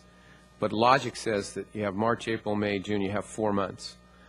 We have to, if we don't decide tonight, at least in an order of as some of the questions that Brian brought up, and also some broader choices, we're going to run into a jackpot here on June 30th, where, as perhaps the city attorney can speak to it, but we're going to have no legal way, I guess, to pay the firefighters. Is that correct? I mean, basically, if the fire thing goes off on June 30th? Well, both cities have voted to terminate the JPA. Right. But under the terms of the JPA, it indicates that the JPA term continues as long as you have outstanding liabilities. Oh, okay. So in theory, then we would be able legally to pay, if we had outstanding liabilities, which it certainly appears we do, we would be able to continue to pay our fire service. But that being said, all we're doing is putting off, I know the previous council, we encouraged, I know at least the people running for office, encouraged that we would like to make the decision and not have the previous council do it. Well, the time is up, so to speak, in my mind, that we should figure out at least a direction, if not a final way, to decide how we're going to address this. I'm hopeful tonight to get a consensus from this council that will give us a direction to go to see how we can work with Belmont, and they have their meeting tomorrow night, to continue to try to keep this together. If the consensus of the council is not that, so be it. Then we will go, tomorrow night will be a fairly quick meeting, at least on one section for Belmont. But then, regardless if we don't continue South County Fire, what is the best option for the citizens as well as the firefighters and the city of San Carlos to go forward? So I'm hopeful that the other 3 members of the council can speak to not only some of the items that we brought up, but just the general sense of how to do it. I would rather not, I would hope that we don't get into too many details of 2.5 trucks and 1.5 engines and 4 hoses and all that. Certainly there's enough numbers here in broad sense to get a feel for what we're trying to accomplish, and I would hope that we could keep it on a little bit larger basis instead of getting tied down to too many of the minutia that's in here, and there's tons of minutia. But I think the items that Brian brought up are reasonable. I think they speak to a lot of what I'm trying to, or what Matt and I were trying to bring to the council, and hopefully from input from the public as well as from the council, we can come to some direction tonight. I would then follow up that with the recommendation of the 2x2, and we did not take an action on this. And I'll explain a little bit later why we did not. But the recommendation that we were making was to accept the funding formula that we had come up with, accept the proposal to go to the voters for an assessment, and direct us then to also work on the JPA agreement itself and the organization of South County Fire. Those are the things that we were looking for as a 2x2 committee. We were not looking for huge changes to the funding formula. I do not think. I think we were we had wrestled with those terms pretty extensively, talked about them, and had pretty much settled on the numbers in terms of 25, 25, and 50. Some of the things, as you can tell, and this is why we didn't take an action on it, I don't think, is because some of the items we were leaving open a little bit. We gave direction to staff to actually work with some of the numbers a little bit to show us how they might work if they changed. And in fact, the service calls item that was listed in the 50/50, most of us actually felt like, well, we can put that in there or we can take it out. I think it was Mr. Warden, if I'm speaking correctly, was the one that thought of keeping it in there. Bob felt like it shouldn't be in there because he was looking for things that we termed as sort of bricks and mortar, employees, buildings, fire trucks, that sort of thing. And service calls didn't seem to fit in that mix. But we gave direction to staff. Leave it in there, take it out. You give us a recommendation. You play with the numbers a little bit and see what happens. It really, as I think what we can see is it's such a small factor, it really doesn't change the numbers that much whether we leave it in there or take it out. But we did give direction to staff. We wanted staff to work together. We wanted Brian to work with Thomas Phil and see what they had as recommendations and came back with. And it doesn't look like they really changed it that much in their recommendations. And the other thing we asked them to try and get a handle on, and we realize it's difficult, is the $3 million a reasonable number? Is that what we should be looking at or not? And it looks like, again, they come back and they're saying, well, more work needs to be done on that, but we seem to be in the ballpark. So I think that would be certainly my recommendation, and I believe that's the recommendation that the fire board is sending back to the council. Yeah, unfortunately, I don't think we can jigger these numbers too much. Or I mean, we talked about this for a long time, and again, I think it's more a sense of the council of, does this make any sense to the folks here, and or is it just something that just can't be supported because it just seems to be out of the realm of possibility? I do want to speak to one item that was the 2 questions that were up on the board that Brian put up, and that is, when does the funding formula apply, and what happens if we try to go down this road and the wheels still fall off the bus? Then what do we do? And I actually then talked to, that question came up. It was in the staff report. I talked to the chief about it. And I'm in agreement with the chief that we would need to put some kind of clause in the JPA agreement that it would not take effect until the money was in the door and we were seeing those funds, because that would show us that it's going to work. If it's not going to work, it's not really fair, I don't think, to San Carlos. Right now we stand with unfunded liabilities and so forth that we would pay 50/50. Just because we try to keep this thing together and move forward, if it, like I say, if it doesn't work and we end up back where we are, at dissolution again, it's probably fair that we would still pay 50/50. We've given it, the old college try, it didn't work, why should we take a penalty for that?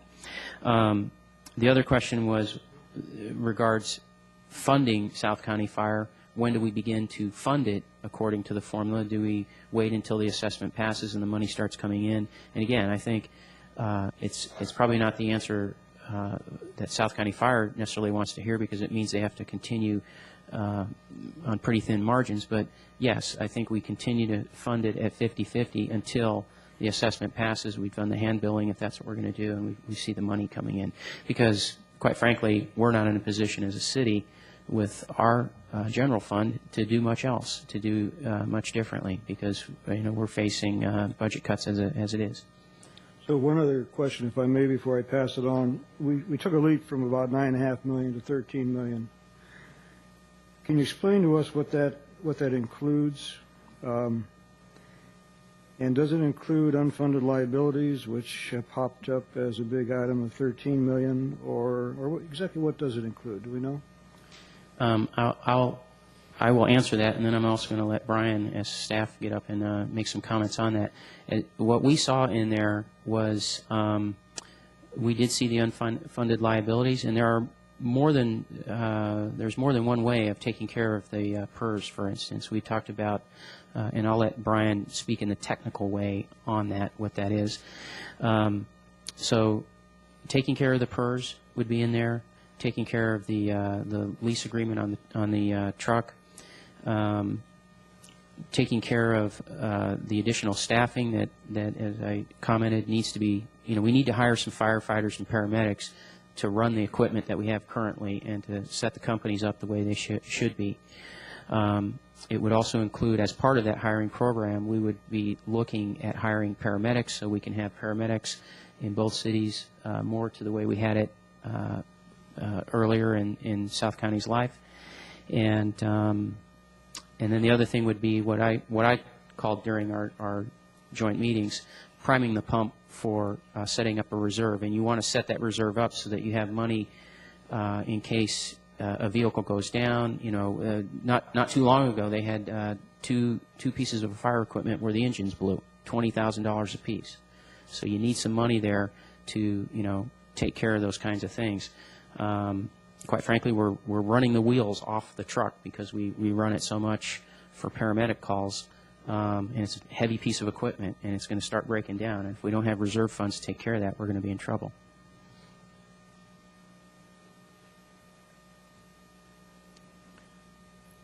Brian? Thank you. The one thing that comes to my mind is we're looking at $3 million a year through the assessment. Yes. We've got a 10-year assessment proposed. It's $30 million. Is there any assurance that that's going to be enough to get us through the 10-year period? Are we, in effect, building and reserving more money than we need so that we can carry care contingency going forward? Or, when all is said and done, will we be spending more than the $3 million and have to come back to the general fund to augment during that 10 years? I think there's a couple questions there. First of all, there was a lot of discussion at the February meetings about the $13 million figure, and Councilmember Warden from Belmont represented that he and the finance director in Belmont had come up with this number over the holidays as representing the unfunded liabilities, equipment reserve, et cetera. We subsequently had some meetings with the Belmont staff, and I think at this point our conclusion is that, as the mayor indicated, we probably need to do some more homework on that number. I would say at this point it might be a little high. It might actually be more like 12 to 12.5 million. But the dilemma with South County Fire, and we talked about this a little bit at the 2x2 meeting, is that when it was first created, and I think pretty much through its life, and again, this is my observation, having been here for almost 20 years now, is that we've always run South County Fire close to the margin, and it was a philosophy of both cities that for whatever reason they didn't want to leave a lot of money at South County. I'm not saying that's right or wrong, that's just how it was run. And so I think that going forward, certainly you would want, if you went to the voters for an assessment, you would want to have reserves for equipment, you would want to have reserves for buildings and some of these other things. But I think we're going to have to do a little more homework to find out exactly how much that is. The other factor that I think is interesting is Mr. Weiss's request that we look at what happens if the authority continues to increase at its current cost clip over the next 10 years. And it does suggest that if we hold the amount of the assessment constant, which is the proposal, that you are right, Councilmember Davids, a significantly higher amount of general fund money from St. Carlos will be required. I think if we go back to that slide, we go from somewhere from $4.8 million to well over $8 million under that formula. So there's a dramatic leap there. So the assessment helps you a little bit, but at the end of the day, it doesn't get you all the way there. And I think that's going to be a challenge for us. Tom, if I may add to some of the comments that Brian made, one of the things that we did talk about in terms of the assessment was not doing something that's tied to some kind of index, that we figure out how much we need over 10 years and then do something that's flat, so, because we did not want to go to the voters with something. If you go to the voters with something that has a CPI index in it or something of that nature, it generally does not get support because people want to know what the dollar amount is and know what it's going to be for a fixed number of years. The other thing I'd like to point out is, as I understand it in the proposals we're getting from San Mateo and CDF, primarily what they're looking at is either current budget and in the case of CDF from talking to Mr. Weiss, and the other thing that they're looking at, especially with San Mateo, is primarily personnel costs. They're not talking, you know, the fire stations are ours, the truck is ours, the engines belong to us, and we have to maintain them, we have to take care of them, we have to replace them. And so we could be actually, if we go that route of contracting with somebody, we could still be looking at replacing an engine. And then the question is, how strongly would the voters support some kind of tax assessment to do that, if that's where we were going to get the money and not go into our general fund, if we're actually contracting with another agency to bring them fire service. Yeah, I think to sort of amplify on the mayor's comments, one of the ways that we have kept the cost down at South County the last couple of years, if we have put off buying major pieces of equipment, as you probably know, a fire rig could be $250,000, $350,000, somewhere in that range. We've put that off.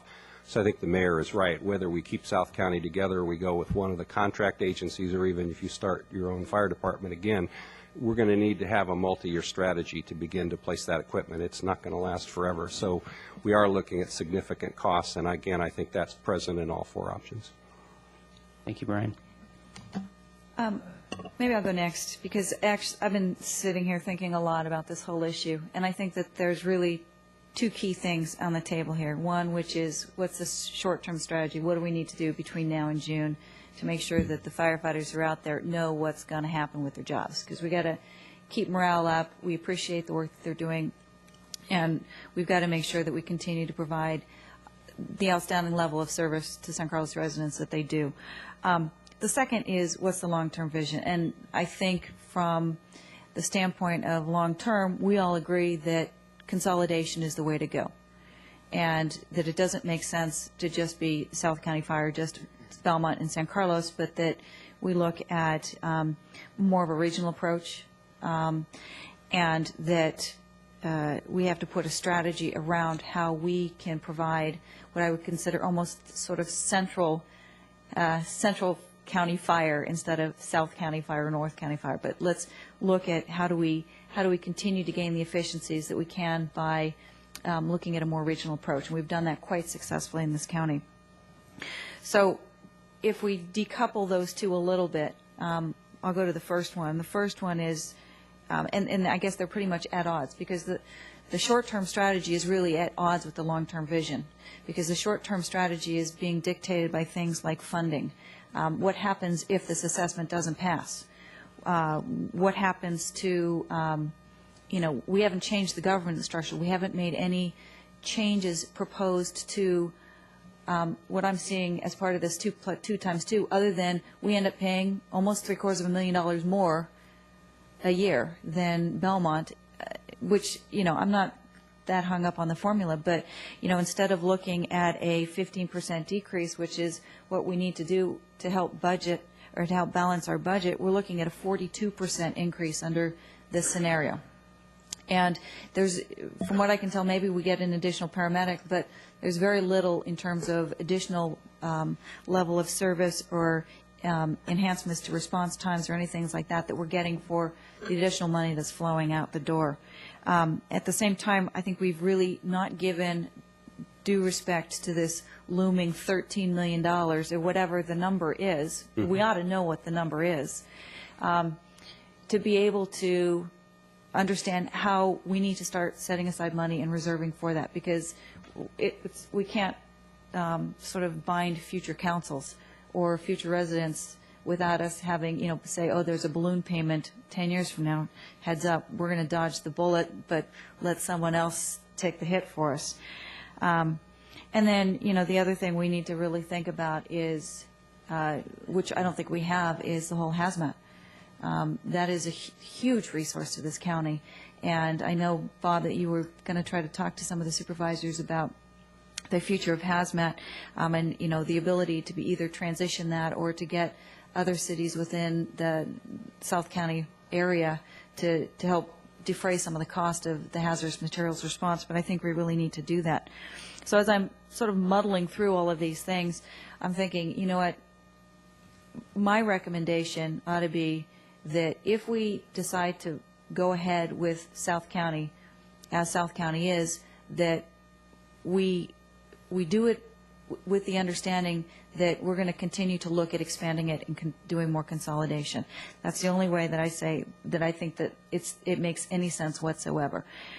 Having said that, I think to get to the longer term vision, it's not going to be just staff or city managers sitting around talking about this. I think it's going to require the political will. I know at Friday night's dinner with the Council of Cities, I was talking to council members and mayors from neighboring cities, and we all agree that the way to go is towards future consolidation. So my recommendation actually is that we have 2 members of this council who are working on what we do short term. And Bob, maybe that's you and Matt, and you continue to look at operationally and from a funding perspective what we need to do to get us through June. And I wouldn't suggest that we preclude having further discussions with San Mateo, because I think that there's a lot of interest in working with San Carlos. I know that they have said that they don't want to have San Carlos if Belmont doesn't join. However, I think that they provide another alternative, and I wouldn't dismiss them out of hand, and I think that they do also fit into the long-term vision. And I would also recommend that we have 2 members of the City Council, and I'd be happy to be one of them, maybe Brad, that basically start working on the long-term vision, which is how do we get the political will together? I've sat on the Office of Emergency Services, JPA, which is the county's solution for homeland security and weapons of mass destruction and emergency response. That's a very successful, proven JPA within the county. We've got the affordable housing JPA, same thing. It's continued to gain steam and gain momentum. We've centralized dispatch. We've got emergency ambulances, all centralized through JPA. So I think that we really need to be looking at this from a dual perspective and figuring out short-term what we're going to do with the funding. Because as much as in my heart I know keeping South County Fire together and consolidation, regional consolidation is the long-term solution, short-term I don't know how we as a council can sit up here and say we're willing to or we can afford to take $2.5 million out of some other area of our budget come May. Mm-hmm. So, and again, the government, I believe that the issues with South County Fire as it is today are directly related to the governance structure, and there's no change proposed there, and I think that first and foremost needs to be certainly on the table. So, I don't have an issue with the funding formula. I mean, we were asked these questions in terms of do we want to have a 5+5 meeting proposal? I'll tell you, you know what, unless we continue to move this on, I don't see that there'd be much value in that. It would just basically be the 2 times 2 times 5. In terms of the operational issues, again, I think we need to revise the governance structure, specifically 2 key areas. The first item, which is the board remains at 4 members, 2 per city, I think is untenable. And the second one, that the fire chief actually reports to the fire board versus the city manager. I think the reason we're in the problems we are today with South County Fire is because of the fire board, in all due respect to you and to previous fire board members. But at the end of the day, we all have real jobs. And the city managers, I think, have the knowledge and the experience with city administration, including public safety, to better manage the fire chiefs in that regard. And then as it relates to the fire services assessment, you know what, I have a lot of questions about that. Measure I failed. I have no guarantees in my mind that I think another assessment would pass, even though I do think an educational campaign would work, but it may be sort of too little too late. I think people are, as we've seen in past elections, people are tired of being asked to pay for things that they believe should be included in their property taxes. So those are my thoughts on this. Okay, Council, as just a matter of process, this is a time for question and answers of the staff, so I want to give, especially I think, Bob, you probably don't have any questions, but you might, so I want to give you a chance to ask any questions. I want to give Brad a chance to ask any questions. And Well, Brad didn't have a chance really to speak to sort of the broader issue. Well, I know, but what I'm saying is I'm trying to bring us back to where we are at this point in the agenda item, which is questions and answers from the staff or from you and I as the 2x2 members, because what I see us doing is getting the questions asked that you might have.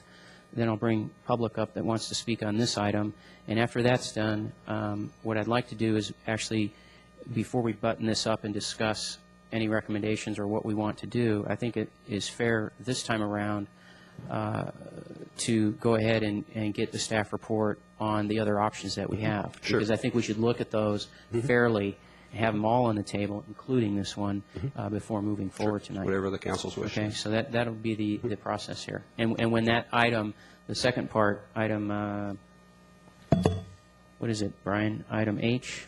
No, I think it's G, isn't it? G, yes, G, thank yes. you.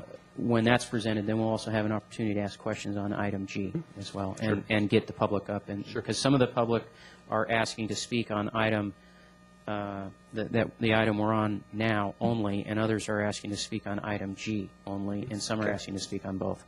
So I'm trying to corral the process here a little bit, if you will. Through the chair, Yes, sir. I would just also, just because it feels like some of the other council members have had a chance to sort of speak a little bit broadly about the issue, I'd like to at least reserve Oh, we that will. right Oh, tonight. yes, we will. We just got ahead of things a little bit and started making recommendations before we finished up the questions and answers. So I just want to bring us back on track. Thank you. Yes. Go ahead. So I guess the questions on the service calls issues, in your discussions, did that, the reason for making that 50-50, that seemed like that was just going to even out over time? Or I know in sometimes service calls feel like there's something we can actually manage. In other words, in your city, if you're getting a lot of service calls of a certain type, because some people dial 911 or whatever, maybe for not always emergencies or whatever, then we can actually track those, and there gives incentive perhaps to be able to manage those as a city. So I'm just sort of curious on the service calls issue. I don't think we broke it down because we were trying to make it a part of the base.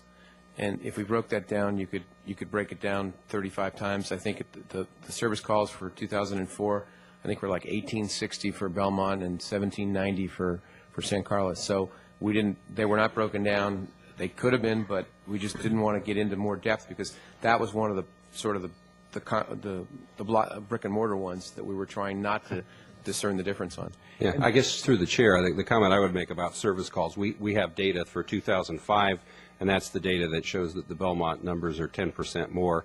In talking to the battalion chiefs, what we were told is if you look over a 5-year period, in earlier years, it was more 50-50, and you go back far enough, it was more San Carlos, and now it seems to be trending the last couple of years, more growth in Belmont. I don't know whether that means it's a factor or whether that argues that you should keep it at 50-50, but to my way of thinking, plus or minus 5 or 10% is not a lot of variation. So again, as I looked at it, it seems to me the two cities are pretty much equally balanced in that category. Great, thank you. And then the Brad, audit, I'm sorry. I wanted to chime in on that if you I'm sorry. don't mind. Excuse me. When we talked about it, and I agree with Brian 100% in what he said there. When we looked at it at the 2x2 level, and I actually looked at it more deeply, I put together a spreadsheet similar to what Brian has here on my own computer, so I could just mess around with it a little bit. And depending on where service calls show up and how much they're weighted, you can change the numbers dramatically. Like you could make us go from about 1,800 calls, which is where we are now, to about 3,600 calls, which is double. And it just doesn't change the numbers that much. That was one factor. And the other was, in my mind, you either do population or you do service calls, but you don't do both, because what's driving the service calls to some extent is the population. So it's kind of doesn't seem right to have both factors in there. Great, So thank go- you. go forward, please. My next question is on the audit, the suggested audit, and I guess I'm curious as to what sort of fruit do we think that would bear? In other words, what's the question before us? Maybe a great thing to do. I'm not sure I understand why. Yeah, I think the way that Councilmember Dickinson described it, it would be a two-part audit. One would be financial and one would be operational. The authority does have an annual financial audit, so I'm not sure what would be different there. The so-called operational audit, I would guess, would be you would probably bring in, fire experts, retired fire chiefs, I guess, or someone like that, and review the operations. Wasn't clear where he was going. I can speak to that because I talked to Bill about it, and I think what he was looking for was, and I don't know that we could do it quickly enough. He was looking for it as a means to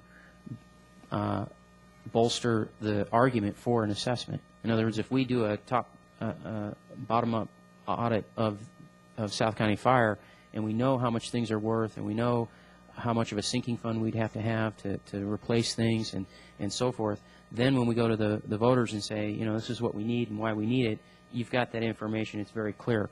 I agree with Bill's assessment of that. However, again, if we're going to do an assessment, we've got less than 6 months to do it. March is right around the corner, right? Mm-hmm. Monday, or this Wednesday. And I just don't know that we could get that audit done quickly enough to have value to it. Number two, the reason he was looking at the operational is because he has seen some things that South County does where he's questioning whether or not we should get reimbursed for those things. Like, for instance, 911 calls that are false alarms, or they don't really amount to a medical call, and the person could have gotten a friend to drive them to the doctor's office or something like that. So there is abuse of the system that's going on, and maybe we identify those areas and we start sending bills out for things that are not really fire and paramedic calls. Yeah. I guess the other thing I would add through the chair to get to Matt's point about reimbursement, I should mention that all of the proposals that we've seen, all four agencies, they all indicated the only way they would partner with us on continuing hazmat if we got full reimbursement, which has been an ongoing policy of South County as well. So I think that is, the mayor's right, that is an area we're going to have to really get into if we continue on in that business, so to speak. Through the assessment, as you guys discussed it, is there future flexibility on those funds for each entity for Belmont and San Carlos as far as it goes into zones? So we have flexibility we're committed to the JPA, but there's also future flexibility if there's a problem in that JPA or if we decide to consolidate or regionalize. Is that right? I'm not sure I understand your question. Maybe Bob, being a numbers guy, does. We didn't speak to if we grew or if it changed or anything like that. The reason I was into it is because, as I said, by collecting, even though, as Inga said, it's $750,000 or possibly $700,000 more, out of the general fund, it isn't. And that's what I keep looking at, is the general fund. So we didn't speak to anything that would broaden beyond. I don't know if I even answered your question. Yeah, no, I'm sorry. Maybe I'm not being clear. I'm just wondering whether or not by paying it into zones, does that mean each city has control over No. have that spent? I think what you're asking. The money, I'm sorry, we're all trying to speak here. The reason we identified it in zones is so that we could credit back to the city. You know, in other words, Brian has this figure of 6.8 that we would put in. But if we identify where the money's coming from its zone, then we can credit San Carlos against that 6.8 for what the assessment brings in. That was the only reason. Otherwise, the money, it goes to South County Fire Agency, not to the city and then paid to the agency. It goes directly to the agency. It's how we saw it. That all has to be right. set up. And I think, as I understood the zone concept, which I believe was initially introduced by Councilmember Griselli, it was also a way to get around the earlier issue that we'd identified at our last meeting, was if you did the assessment across the whole district, San Carlos people would be contributing more even before you took into account the formula. So by getting the credit, you take that problem away. And I think the only change that staff would observe that you might want to make is if you truly want the money from the San Carlos zone, if that's the right term, to go back against the general fund, as you probably would eliminate the current language that talks about a minimum requirement of $5 million or 4.8. But that's a tweak you could make. Okay, so, and just, sorry, trying to clarify, so let's say South County Fire decided that we wanted to go more regional, even more regional, incorporate other things.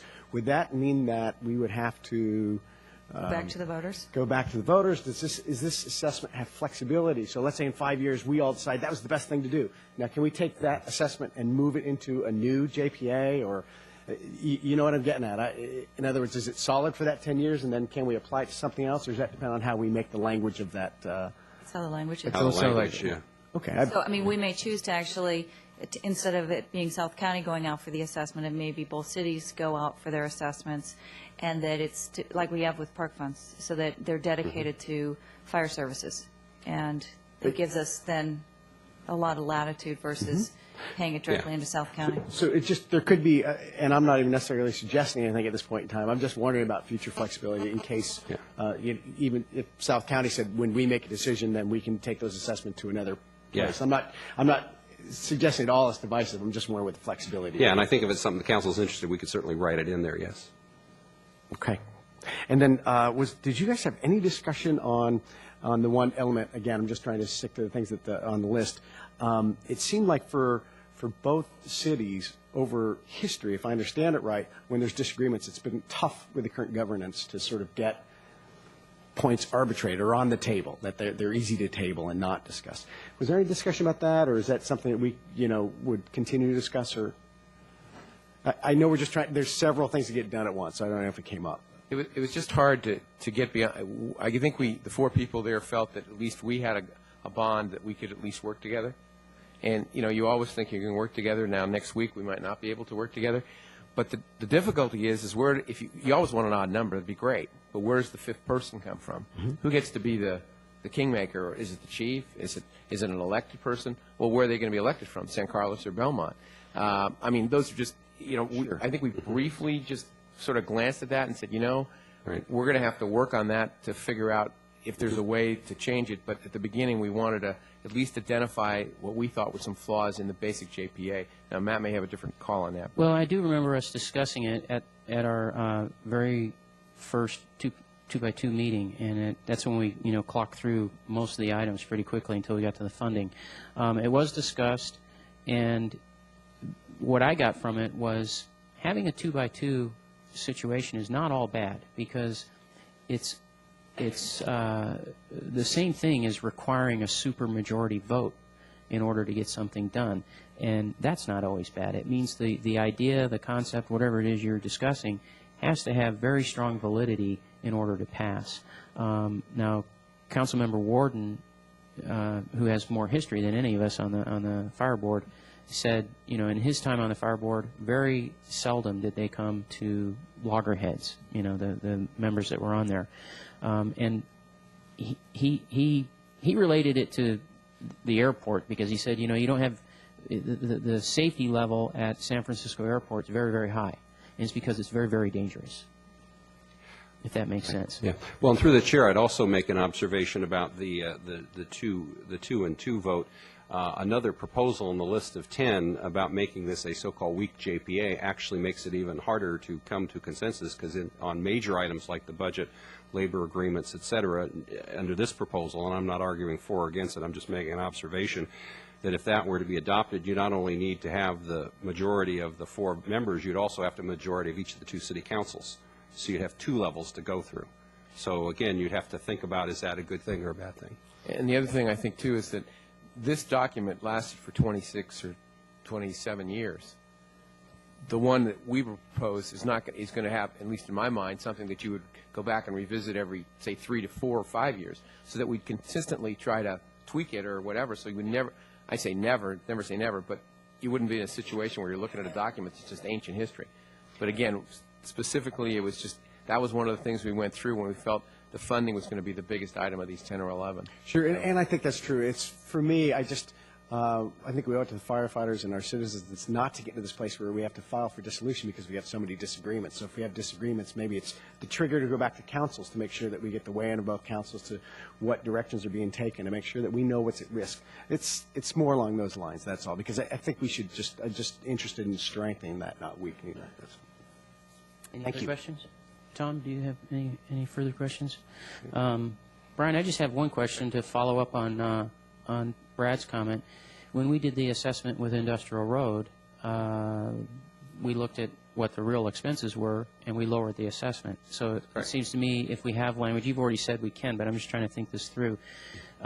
If we did bring in another partner to the authority, what would we say to them? That they have to do an assessment as well, or would we say to them, or we would say to ourselves, gee, with this further consolidation of another agency with us, maybe we don't need the assessment, or the assessment, the weight of it goes down, or? Well, it seems to me that at the moment what the 2 agencies are saying is they need the assessment to be able to pay for fire services, and even if you bring in a third partner, I'm not sure that's going to change over the next several years. So you may want to keep the assessment without necessarily requiring it of a third party. I mean, the real question for the third party coming in is, can they afford to pay on their own, do you want to pay? With or without an assessment? And so it would be up to the third party whether they want to do an assessment, or how we would just say, this is the money you have to bring to the table. Yeah. Okay, fair enough. Brian, Thank you. what was the proposed assessment under Measure I?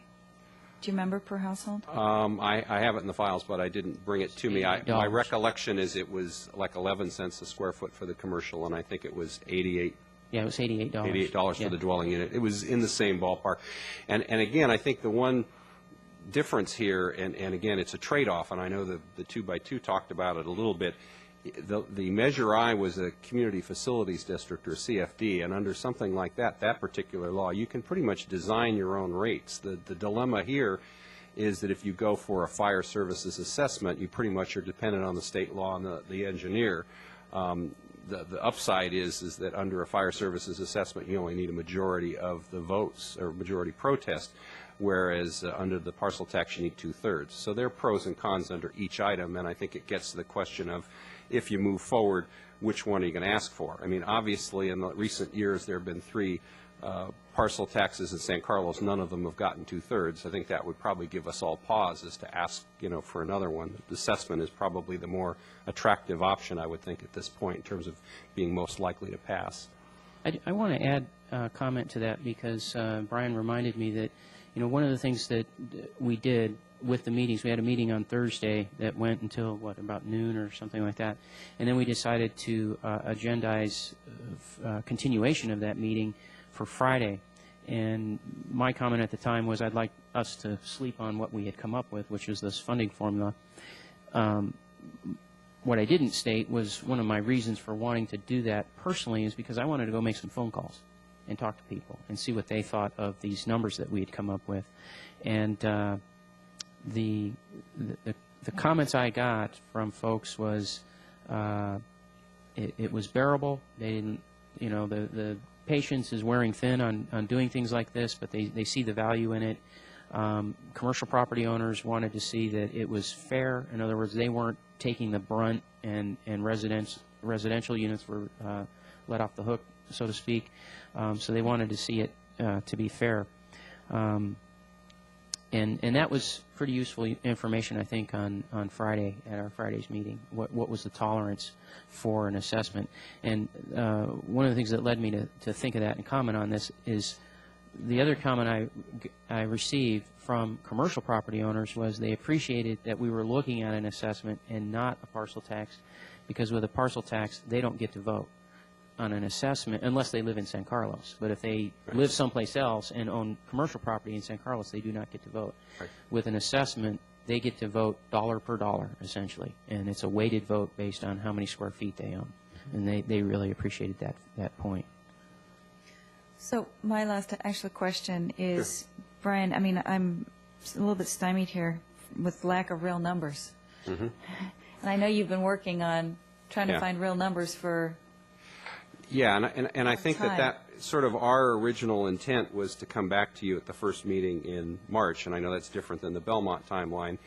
And what we were trying to get at was a phrase that I believe the mayor used in our October meeting, which was a apples-to-apples comparison. And that's what we were trying to get to, where we would look at the PERS numbers and the retiree medical from the actuary, who tells us he's going to have his report hopefully by mid-March, and then go through each of the 3 or 4 options that we have and come, line item them and come up with a total and show you, so you can compare them. Because it seemed to me that having a variable of 13.5 million here and 1 million here was probably going to be too loose for the council to come to a final conclusion. And that's frankly one of the reasons that we didn't come to you tonight with a final recommendation, because we weren't comfortable, doing so. We didn't think we had enough information. And I know Mr. Weiss and I talked about this last week before we filed the report, and I think we both agreed that, we're not there yet. So I would agree with you, Councilmember Teagle Doherty. So at the end of the day, say the numbers come back $12.5 million, and we have this funding formula 5347,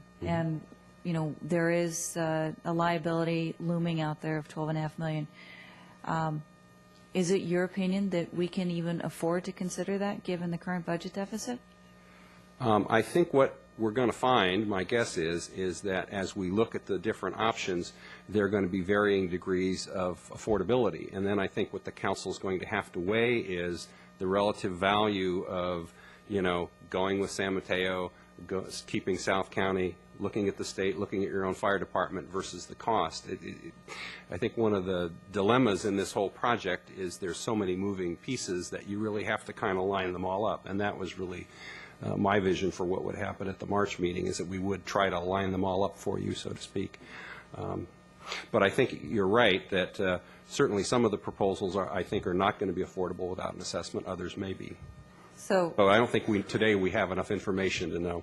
So we don't know if we can find an extra $2 million somewhere in our general fund to pay for this increased I think cost since of we already fire? have $1 million or $2 million deficit, that's unlikely. I think if we want to increase the amount of money we spend for fire, and I'm not making a judgment as to whether that's the right thing to do or not, clearly we're going to have to find some new money. Or service cuts, of course, is another option. Was it brought up, Bob, at the 2x2 meeting or whatever, the 2x2 meeting? Just what would happen if, the assessment didn't pass?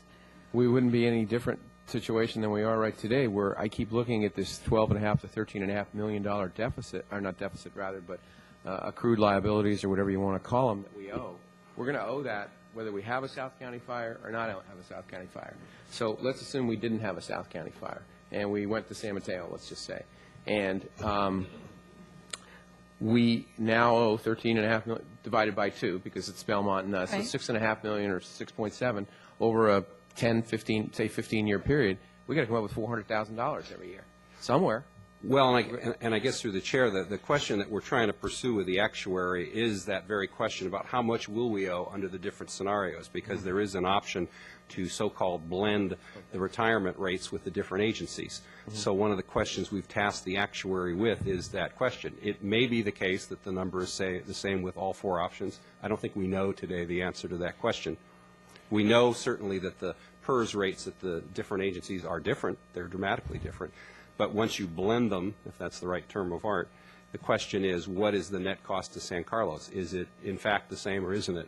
I don't think we know yet. So if the long-term liability is $500,000 a year that we need to be socking away, and yet the budget calls for almost a $2 million increase just for San Carlos alone, another $1.5 million I mean, was there discussion? Because not only would we be incurring that additional $1.5 million, but Belmont would also be looking at, roughly $1 million, or just under $1 million in additional.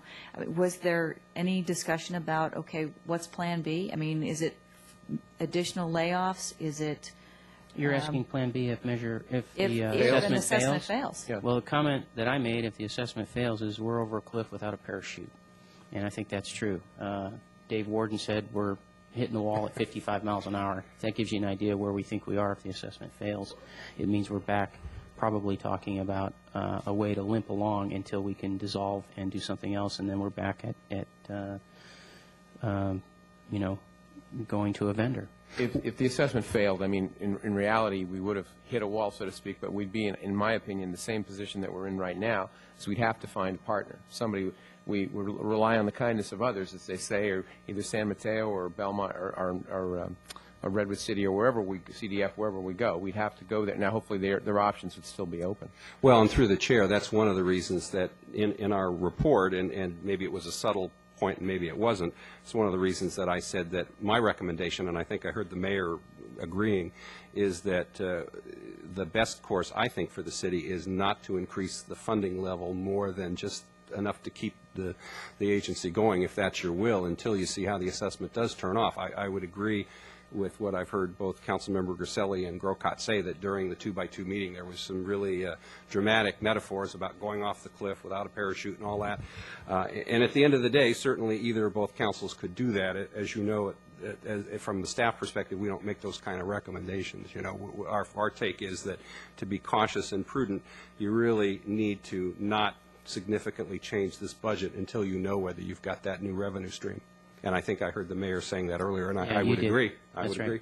And just from a process question, the way that the budgets are set by the South County Fire Board, are that staff recommends a budget, it doesn't come to each full council to approve? Not today. Under the so-called weak JPA that you saw here, it would in fact come to both councils, and as I said earlier, that's both a plus and a minus depending on your point of view. I guess the other observation I would make is over the years, the budget at South County has gone through a process where we have kept it, very low, and I think that's been both recommendations from the fire chiefs over the year and also the two city managers reviewing it even before it gets to the fire board. You've got multiple levels of review, and I think that's one of the reasons it's been held down. And the other gimmick, if that's the right term, is we've delayed buying the big rigs. I mean, that's how we've kept it down. At some point we're going to have to make those big payments, but for now, that's one of the ways we've been trying to keep it down until we find out the long-term strategy, as you put it. Okay, if there are no more questions, what I'm going to suggest is that we have 2 speaker slips for this particular item.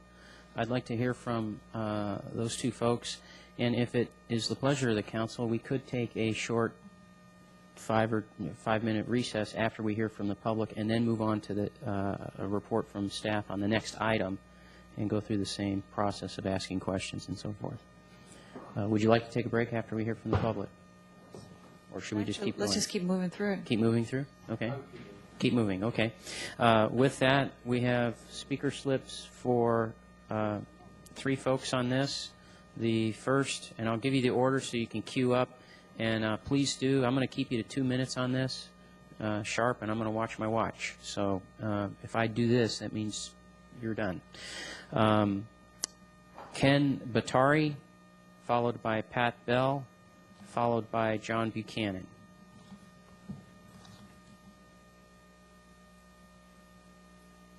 Greetings, Mayor and City Council. I lived in San Carlos for 18 years, and the fire service has been excellent. And I'm just here to urge that stay away from the state, because I don't think that's a good thing to do. And I think you guys, the new City Council, made some promises in November to do your best to keep them. And go with try to make it up with Belmont, because I think that's the best thing to do. But, okay. Thank you, Ken. Thank you. Next speaker is Pat Bell, followed by John Buchanan. Pat Bell, San Carlos. I attended all the 2x2 meetings, and I would like to thank Mr. Grisilli and Mr. Grocott for their efforts, and to let the public know what a job they did, because although Belmont really is committed to South County and is very willing to work with San Carlos, there were rough times, and they all four stuck it out and worked hard to come up with this solution. And once again, 3 of you were elected to do this, and not one speaker has gotten up in the past few months to recommend that you go with San Carlos or CDF. People have gotten up to say, don't go with CDF. The public has, the only people who have spoken have said, save South County. And thousands of people voted by voting for the 3 of you to save South County. And nobody's going to merge with an agency that's got the wheels falling off of it. You know, we have to put this together and get it to be a good, robust fire department again. And then I totally agree that it needs to be regionalized. But we need to get it back on track first, because nobody's going to want to merge with something that's limping along. Thank you. Thank you, Pat. John Buchanan.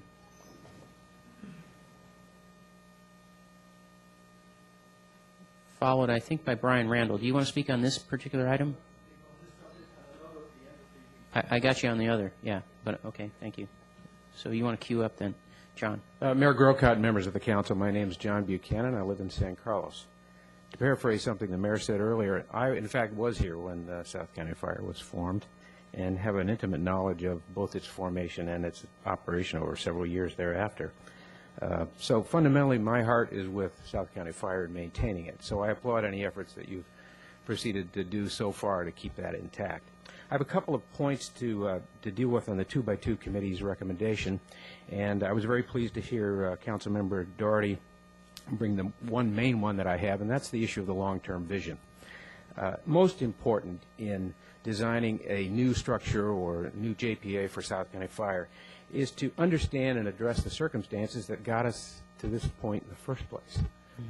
The original South County Fire was created for a different set of circumstances, I think. But now we're here, and there's issues of dealing with variable tax revenues and issues of, let's say, misunderstanding assessments, the control of operational costs, both labor agreements and equipment costs and equipment reserves, and probably the inability of the old agreement to be flexible enough to address new situations, both in funding and in terms of the changes in the demographics and service demands of both communities. That's very important, I think, in going ahead with a new South County Fire agreement. To be very specific, I just had one very strong disagreement with some of the funding formulas, and that's the use of the assessment, the valuation assessment method of determining the values of service. I think this is a simplistic approach. I think if we were underwriting fire insurance for buildings, we'd use assessed valuation. But that's not what we're doing here. We're trying to provide fire services to people. You yourself said 70% of the calls aren't fire-related anyway. They're medical. Mm-hmm. So it has to do more with probably the types of communities, the involvement in the calls and things like that. So I urge you to take a harder look at that one subject. Thank you. Thank you, John. Brian Randall.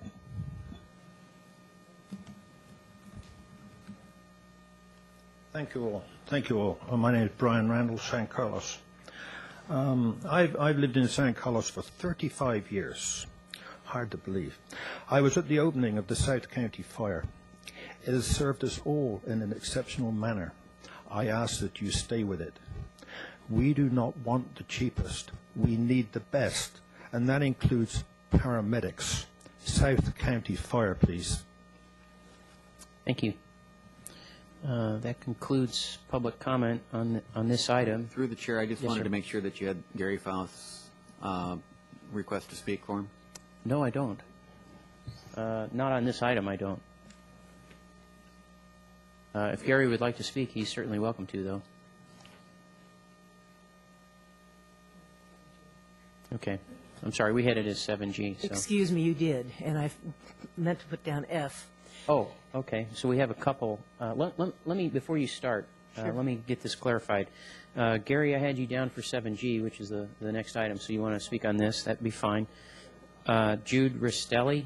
Very That's good. you? Okay, I had you down for, you're listed as G2, and we're on item F right now, but you can speak, so that's fine. Okay, I'm sorry. And Pat Bell, we've already heard from. So we've got 2 more speakers, and Jude, you may go ahead. Thank you. You're welcome. Mayor Grocott, Chamber Council, and ladies and gentlemen. I can only tell you what has happened in my life and my husband's life with the firefighters. They have been at our home on many occasions. And what I haven't heard, let me say what I have heard, is in-depth conversations and discussions on this issue. And I thank you for that, because it's not only educational, but it really gave me an awful lot more to think about. But what I have not heard here is about a firefighter himself or herself, and what they do, what their lives are all about, why they chose to be firefighters. The issue, yes, is to keep South County together. There's always going to be projections. There's always going to be the ifs, ands, or buts. Most important thing is, what do the firefighters want for themselves? If they are cohesive in this manner with Belmont and San Carlos, then it should definitely remain so, regardless of what monies may have to be implemented. We have an honor and a duty to give to these men and women. And there are 4 things that I think are firefighters, the police, paramedics, education/libraries. And this country is not looking at those issues as closely. 9/11 is a prominent issue as far as deaths for the firefighters went in without any equivalation of just getting in there and doing their job. So my recommendation is for the South County to remain as is, regardless of what will happen today, tomorrow, or in the future. No one can plan. Thank you so much. You're welcome, Jude.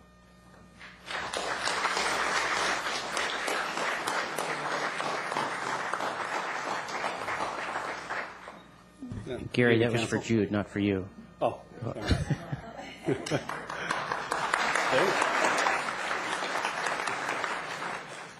My name is Gary Foth, and I'm representing the South County firefighters.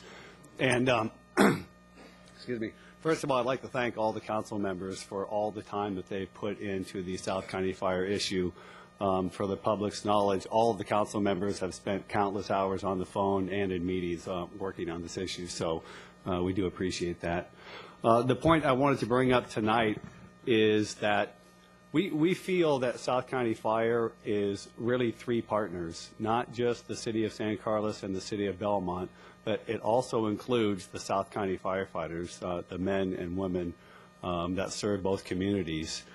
And we feel that in order to keep South County Fire alive and well, it is going to take the compromise of each of the 3 partners in order to keep it going. So I'm here to let you know tonight that the South County firefighters are willing to make compromises and to sit down with the fire board and the councils and to work toward the goal of keeping South County Fire. Thank you. Thank you.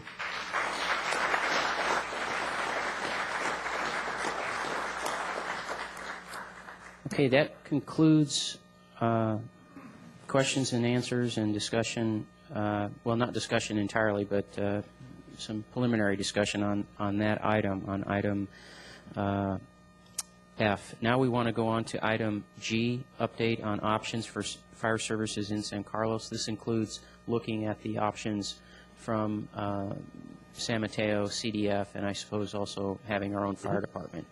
This will be presented to us by our Assistant City Manager, Brian, and just council, public, for the matter of understanding how we'll do this. We'll take the report, we'll ask questions on the report, we'll take public comment if there is any on this report, and then we will deliberate and discuss amongst ourselves as a council on the two items together, having seen all the options. Okay, thank you, Mayor, and I believe you're right. This is the other piece of the puzzle, and this is the update on fire service office options for the community. As far as service level, and we talked about it a little bit earlier, we continue to be interested in having an engine company at each of our 2 stations in San Carlos. We also continue to be interested in having paramedic coverage at each of the stations, and we're interested in having fire truck service continue. As you probably know from looking at some of the staff reports, we've been presented with a number of options for truck service. Not only have we talked to the various contracting agencies about sharing a truck with them, and today San Mateo has truck service, CDF does not, but CDF has indicated that if truck service is something we want, they would be happy to add a truck and share the cost. In the case of San Mateo and Redwood City, they actually presented us with an interesting offer after our last meeting.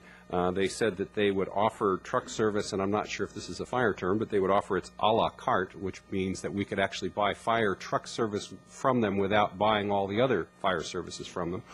And we think that's an interesting option because that's actually somewhat lower cost than implementing a truck under some of the other scenarios.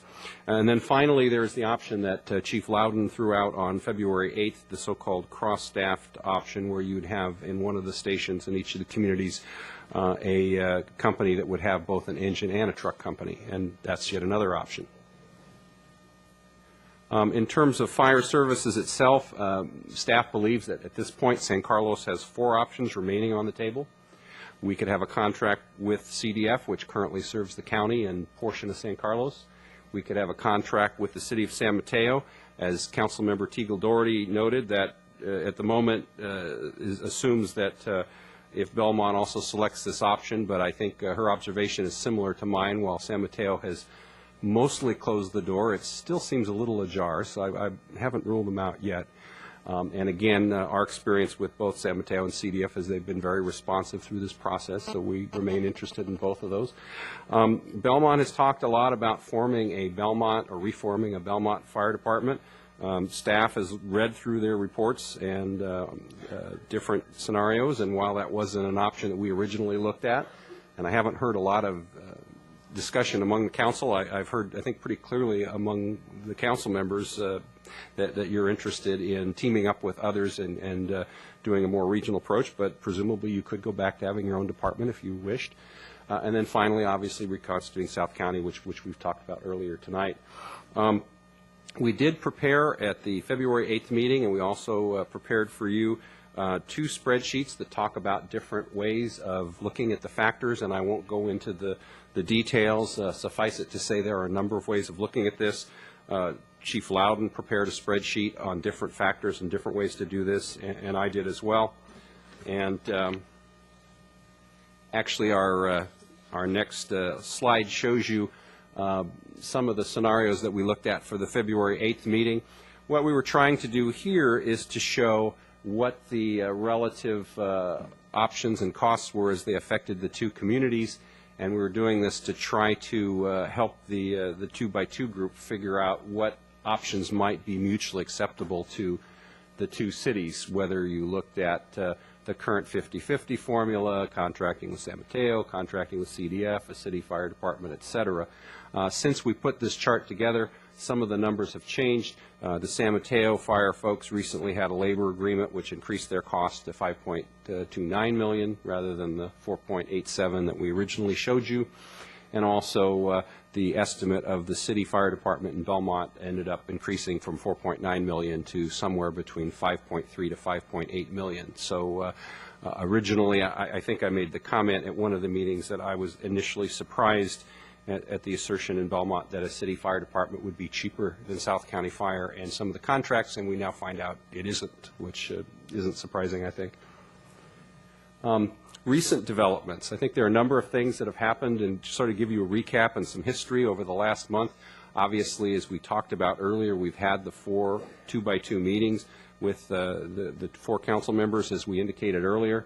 And again, the timing of those was designed to meet the February 18th deadline by Belmont to stop all meetings at that point so the staff reports could be given, and we've met that.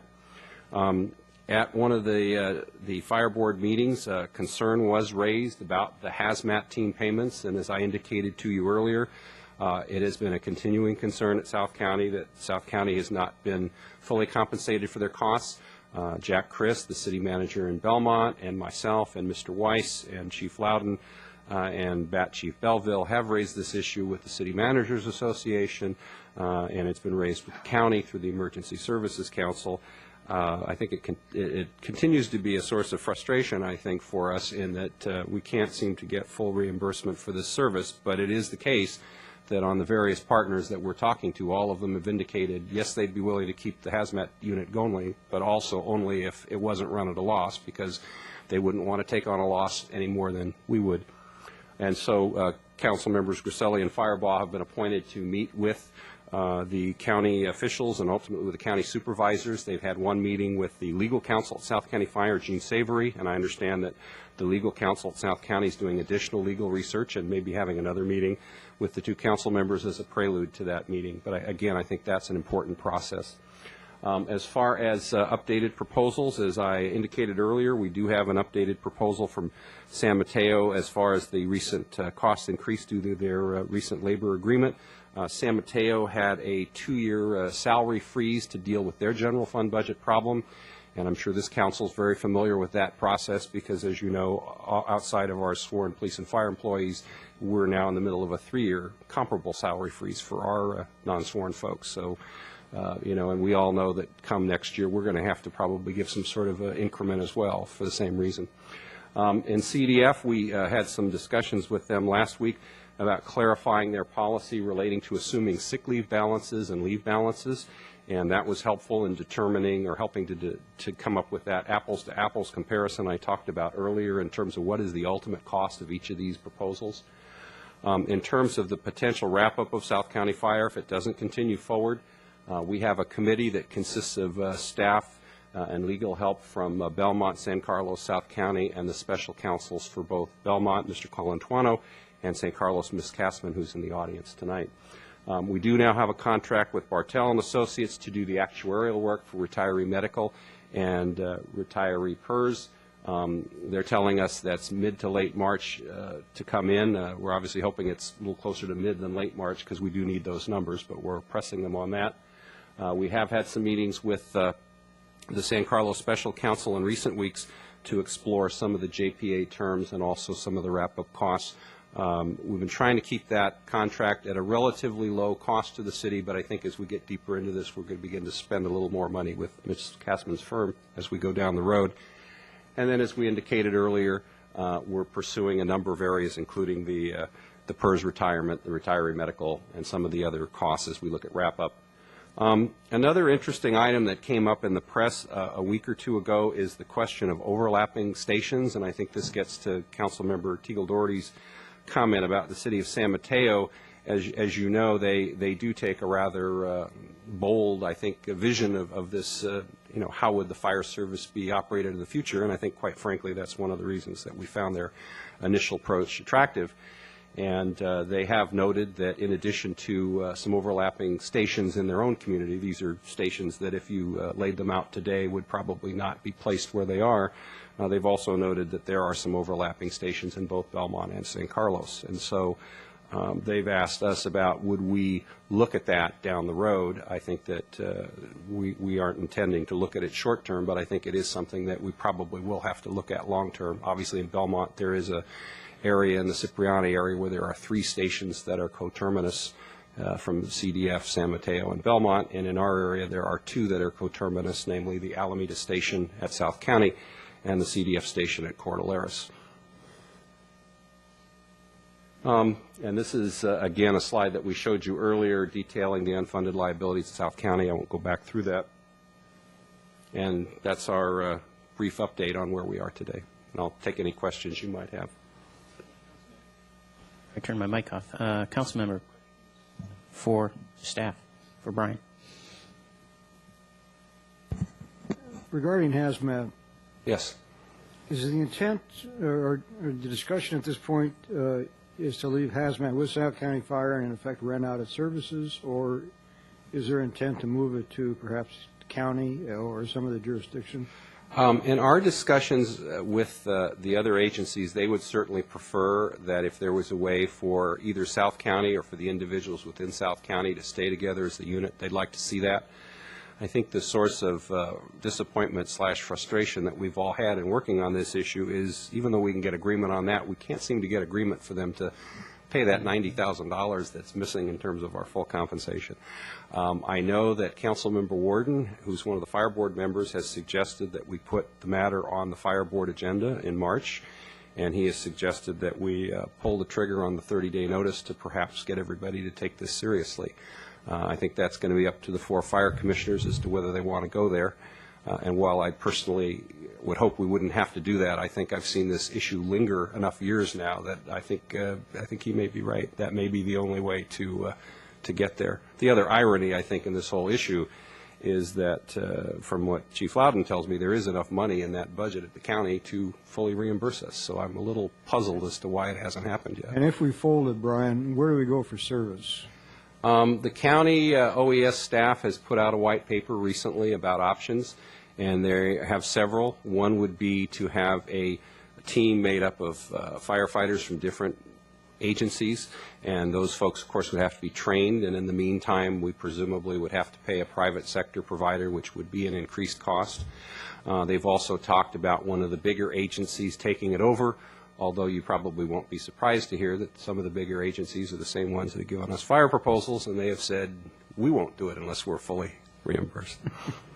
So there are some options, clearly, but again, I think it always comes down to the same matter. Obviously, if you hired a private firm, they would want full reimbursement. Is it possible that we could find ourselves looking at Alameda County or Santa Clara County for service if...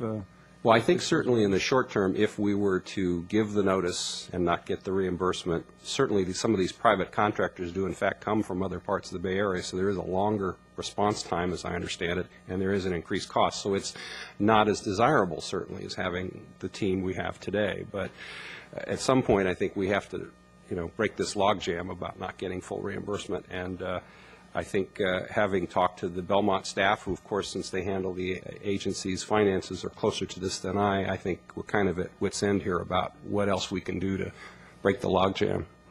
Right. Okay, thank you. Brad? Just a quick question. The San Mateo service options jumped by $350,000 to $400,000 in a blink of an eye, supposedly. Correct. So what guarantees would we have moving forward with any one of the service options that wouldn't happen? I think that with any of the service options, we would be subject to, labor increases and, frankly, keeping South County Fire. We have a contract coming up on July 1. We're also subject to labor increases there. Right. So, and to get the other part of your question, Councilmember Lewis, I mean, in the average fire department, and this one is no different, 75 to 80% of the costs are personnel costs. So that is going to be a challenge regardless of which way you go. Yeah, I understand labor costs. I'm just saying that perhaps there's more control locally if we have members on the fire board. That's all I was mentioning. Not a question. It's a comment. Thank you. I actually have a follow-on question to Brad's question. The way that the contract with San Mateo, should that be the direction that we go? I mean, I know generally cities are not for-profit types of agencies. And am I incorrect in assuming that the cost is basically a pass-through cost? Or is it, I mean, I know when we talked to Redwood City, they're expecting some level to help defer some of their other internal costs for providing these services. Is San Mateo talking about the same thing? Yeah, actually, that's kind of an interesting question, and let me tell you a little bit about that. Each of the agencies that approached us did that a little differently, I guess would be a polite way of putting it. In the case of Redwood City, they came right out and said, we need a markup, Okay.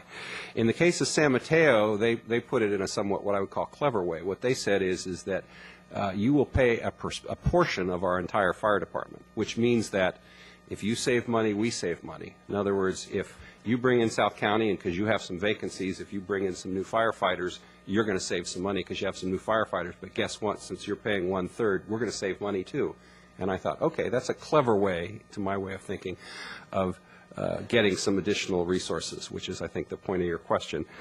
In the case of the state proposal at CDF, they're different yet again. They literally invoice you for the individual you get. So while their bid is based on everybody at Step 5, the reality is if you have a Step 3 firefighter, that's what you pay for. If you have a Step 4 firefighter, that's what you pay for. So that one really is a function of the mix of people. So each agency charges or contracts with you in a very different way, and each agency obtains some additional resources. I think in the case of San Mateo, they're very much sharing the savings, and of course the flip side of that, they're also going to share the increased costs with us, but they're also going to bear some of that. In the case of CDF, there's an incentive both for them and frankly for the county, because to the extent that we come in on the county's arrangement, there's going to be additional resources brought in, and that's going to reduce the county's costs a little bit. So everybody has found a way, some more creative than others perhaps, to get something out of that. And frankly, I think that's okay. And early on, I think we said to all of the neighboring agencies when we asked Redwood City and San Mateo and the county through CDF to give us proposals, we said, we understand that you're going to want to get, this has to be something in it for you, and we think that's okay. Now, having done sort of some somewhat high-level negotiations with some of the other JPAs I've worked on in terms of how costs are done, would it be possible to look at having a budget, for example, that's set at the beginning of the year, and then somewhat of a cost accounting at the end of the year, and if it came in above what they expected, that we would end up having some period of time to pay those additional costs, or if it came in below, that we would actually have it carry through to, carry over as a credit? I think there's certainly a possibility of doing things like that. And again, I think the ultimate costs are going to be different based on the theory of how they're proposing it. I mean, in the case of San Mateo, again, it's very much you're going to share in our ups and our downs. And of course, their pitch to us basically is, and that we hope is going to encourage you to help us save money just like we're trying to save money. I think that's fair. In the case of the state, what they've said is we're going to give you a hard number because that's how we do it. And frankly, if we screw up the hard number, you still get that number. We're going to true up next time to get to your true up point, but maybe for a year or something, you might get a deal. Okay, thank you. Brian, I had, a few questions. Sure. You had a slide up there that had some different options of things that we could be looking at. Mm-hmm. And I was wondering which of those we might be How about this one? No, it was where you were going through some of the things that we were, let's see. Fire service level? The first one, the options? Options? I think it's this one. Okay. Yeah. This was I've kind of lost- designed to give you the big picture of Yeah, the and I know, options. and I'm sorry, I seem to have lost track. Let me give you the question I wrote, maybe you can figure Okay. out which slide I'm looking for. It seemed to me there were some things up there that you had that we could be looking at it as options, whether we wrap up South County and move on or not, or Yes. stay with South County. We could still look at those things. And that relates to a tag-on question. I'll go ahead and ask it if you can handle two questions at one time. If you could go into, for the sake of the council here, I don't think any of us, except on the fire board, we heard a little bit about bonding for PERS, and if you could go into that as well, because that is one of the options that we realize, dissolution or stay together, we can look at this option. Yeah, the issue with PERS is there's really two pieces to the PERS question. One is the cost of the individual employees going forward, and presumably that is going to be the PERS rate that's in place at whichever agency we go to. If we go to San Mateo, the PERS rate's around 32%. We go to the state, it's 25%. We form our own fire department. It is a combination of the current rate plus whatever liability we carry. And if we stay with South County, it's 48%. So it's all over the map. One of the things that we've kicked around is that if either we continue on with South County or we wrap up South County, we always have the option of going to PERS and financing a portion or all of the costs to date, if you will. And that can be done in a couple of ways, and one of them is what's the so-called pension obligation bond. Another way to do it is actually to refinance the PERS costs. And one of the things, for example, that I did when I first got to San Carlos, in fact, was did that very thing. We were having some budget trouble at the time, and I refinanced the city's PERS costs over 20 years. They call it changing the funding horizon. That's PERS babble for refinancing, basically. And what you basically do is you take out a loan. In the case of PERS, it's usually at 6 or 7%. If we did a pension obligation bond, it might actually be more like 4.5%. This is another area where staff needs to crunch some more numbers. But the idea here would be you'd float some sort of financial vehicle, whether it's through PERS, through your own bond, and then you pay down some or all of that debt over a period of time. So as we're looking at the different options, one of the things that we're trying to figure out is if we brought over some or all of our employees to, say, the city of San Mateo or to the state, for example, and we blended the PERS rate, what would that do to the mythical $13.5 million? Is that still the number, or is it higher, or is it lower? And then once we have that number, how many years do we finance it? At what rate? Do we go through PERS? Do we do our own bond? There are a lot of choices, and that's part of the work that Mr. Bartell, the actuary, is going to help us with. And a follow-up question to that. You said if we stay with South County, it's 48%, and we've all heard those forecasts, certainly. Yes. And that's looking at with the current employees we have now. But if we stay with South County, the assessment works, and we're talking about hiring, and those would probably be younger firefighters and paramedics. So it seems to me, and this is a two-part question as well, that having a younger workforce or, changing the age average of the workforce would reduce our PERS rate. That's a question. And the second one is if we do the pension obligation bond, that also would change our PERS rate effectively? Okay, let me go through those. The first one has to do with hiring new employees, and you're right. Over time, as you bring on additional new employees, the rate tends to go down. I think the reason the rate is as high as it is at South County is a couple. Number one, we've added the new benefit, 3% at 50. The other is that because we had the layoffs, we have a relatively veteran force, which is good in terms of the service. We have people who are very experienced. The bad news is because their age is older, as you look at the actuarial tables, you pay more. One of the reasons, by the way, that a bigger agency like the City of San Mateo or the state, or frankly, even if the two cities ended up with their own fire departments, the reason those rates tend to be lower is that when you don't have a standalone fire agency and you have, say, police and fire together, as is the case with a typical city, the PERS rate is blended.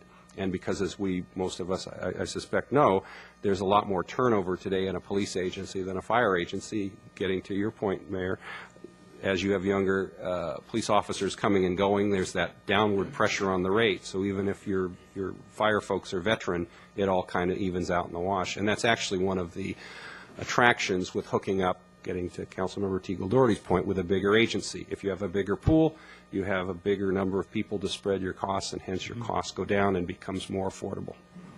Okay, thank you. Now, is that the primary thing that we could do in either-or situation, wrap up or not? Yeah, here it is. So you found it. Good. You had some other things that I thought that we might be addressing regardless of what we do. Yeah, and I think to get to your question, Mayor Grocott, that's exactly what we're exploring, both the retiree medical amount, which we estimate to be around $1 million, and the retirement, the 13.5. We think both the San Carlos and Belmont staff, those are the two biggest ticket items.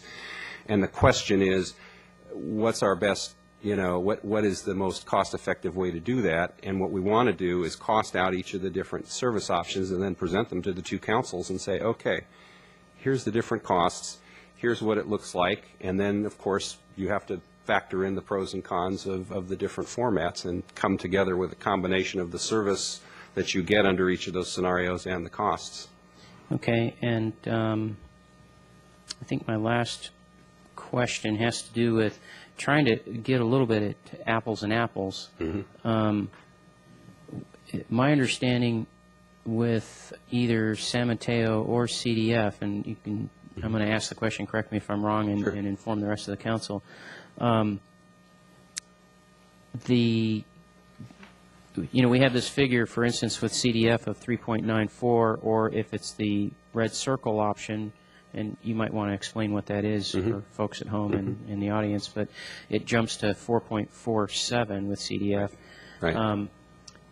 So let's say if we use the red circle option and we're at 4.47, do we then have to add to that our own equipment maintenance, building maintenance, equipment replacement cost, building capital improvements as they come up? How much would we have to add to that figure for truck service, fire marshal, and plan check? And I think there might have been one more in there that we get currently with South County that we wouldn't get possibly with these other options. Well, these options are all designed to, before I explain what they are in general, they're all designed to provide full fire services without the vehicle replacement, the building replacement, et cetera. However, remember that we don't have reserves at South County for the most part to do that either. So what we would envision doing under all of these scenarios is sitting down with the fire chief and with our staff and saying, let's take a look at our fleet. And actually, we've had discussions with both San Mateo and with CDF that volunteered to sit down with us and help us with that evaluation and say, okay, we've got this truck and it's 8 years old and it's got a useful life of 10 years, so 2 years out, boom, you need a truck. And that, our staff believes that we're going to hit those costs at some point, whether we stay together or go with one of these different agencies. In terms of your question about the CDF costs, you're right, Mayor. They've given us two different scenarios. One is what they call CDF staffed, which assumes that literally the whole department is staffed by CDF staff. And the other option is the so-called red circle, which is we bring over our staff and they get their current salary and it's sort of held, it's frozen, if you will, for several years until the state salary catches up, not unlike the salary freeze you've got the non-sworn employees here at now. The idea there was a couple-fold. Number one, the original commitment we made when we went out for those bids last January was everybody who was an employee at South County at that time, we wanted to find a job, and that is still our intent. You know, we said if these folks want a job, they're veteran employees, we'd like to keep them at those stations, that's what we're going to do. And you're right, there is a significant cost, obviously, to do that, although the key thing to note there is because the salary is frozen, it kind of gets to one of Councilmember Teagle Doherty's questions, and that is once you go at 4.4, the number doesn't move for a couple of years until those salaries catch up. So there's a bit more cost stability, if that's the right term, than under some of the other options. As far as the truck service, as I indicated earlier, there's a couple options for truck service. In San Mateo, what they've said was if we bring in San Carlos, the truck in Redwood City is actually closer to you than our truck. So what we'll do is we'll team up with Redwood City, and even though Redwood City no longer wants to provide you a full proposal, they're still interested in providing you truck service. And we can do that cheaper, we think, than if you either created your own fire department or you and CDF bought a new truck. And as we analyze that, we think they're correct. There is a savings. So there's about what is the number, though? I think whether it's CDF or San Mateo. I think the numbers, as I remember it, is if we buy the truck, if that's the right term, a la carte from Redwood City, it's around $535,000. And if we get the truck through CDF or through our, it's around $750,000. And if we bought our own, it would be like $1 million. So there's like a continuum there. Couldn't we, excuse me, I'm sorry, we would possibly have that a la carte option, just because San Mateo brought it up doesn't mean we couldn't propose it to the fire chief of CDF if we decided to go that route. I've talked to CDF, and they are willing to agree to work with Redwood City on that option, and Redwood City has also told me that if we wanted to start our own fire department, they'd offer us the a la carte truck too. But bottom line right now, these figures we have to add between 500 and 750. No, the a la carte truck is in there. It is in what? So, like, when I'm looking at the 4.47 with CDF, that the truck's in there? Correct. That's the notation where it says plus 25% truck. That's the a la carte truck, yes. Okay. All right. So don't have to add that. What about fire marshal and plan check services? And I think there were, like I said, that's in all the proposals, yes. That's in all the proposals. Okay, that's taken care of. Very good. So the only thing that's not in there, essentially, is equipment replacement and building. That's correct, and we believe that's also pretty much not in South County either. Sure. So we recognize that we're going to have to put together a multi-year replacement program for any of the four options, and that's one of the things we want to sit down with Chief Loudon and do. Okay. Thank you very much. That's all my questions. Let's go to public comment. If folks want to speak on this item as well, and I'm not sure they do. They may have felt like they have spoken enough on the previous item. You'll pass. So we don't have any public comment on this item that I'm seeing. We do. Okay. Again, I'm going to watch and keep you to 2 minutes. And if you see me do this, that's asking you to please conclude your comments. I have a lot less than 2 minutes to say. Pat Bell, San Carlos. I just want to bring up the reason that the costs of retirement and disability for firefighters are so high. These guys have a 10-year lower life expectancy than if they had done what you guys do for a living. You know, this is a very dangerous job, and it's very hard physical work. They don't work until they're 70 because, you know, it's just not a 70-year-old's job. They retire earlier. They work very, very hard while they're working. It's like being a professional football player. They just don't do it until they're 70. And their disability costs are high because they get disabled because they have a very, very dangerous job. So I know it's expensive, but I think it's part of the deal when you're talking about firefighters and police officers, that they're doing something that I'm certainly not willing to do, and they need to be compensated for that risk. Thanks. Thank you, Pat. Next speaker. Morris June, San Carlos. One thing came to my mind when I heard the representative of the union speak, and he offered cooperation by the firefighters. I mean, there's an aspect there. Firefighters are expensive. They retire after 30 years. They get a very good retirement pay. No complaints there. But let's also take them at their offer. They have something to add, perhaps, in compromising cost, retirement benefits, anything like that. We ought to consider that as part of the package and not simply ignore it. And he made an offer. Let's explore it to reduce cost for the future. Thank you, Horst. Okay, that concludes public comment. Now we can move on to discussion by the council on the two items combined. Well, I'll start. I really think that we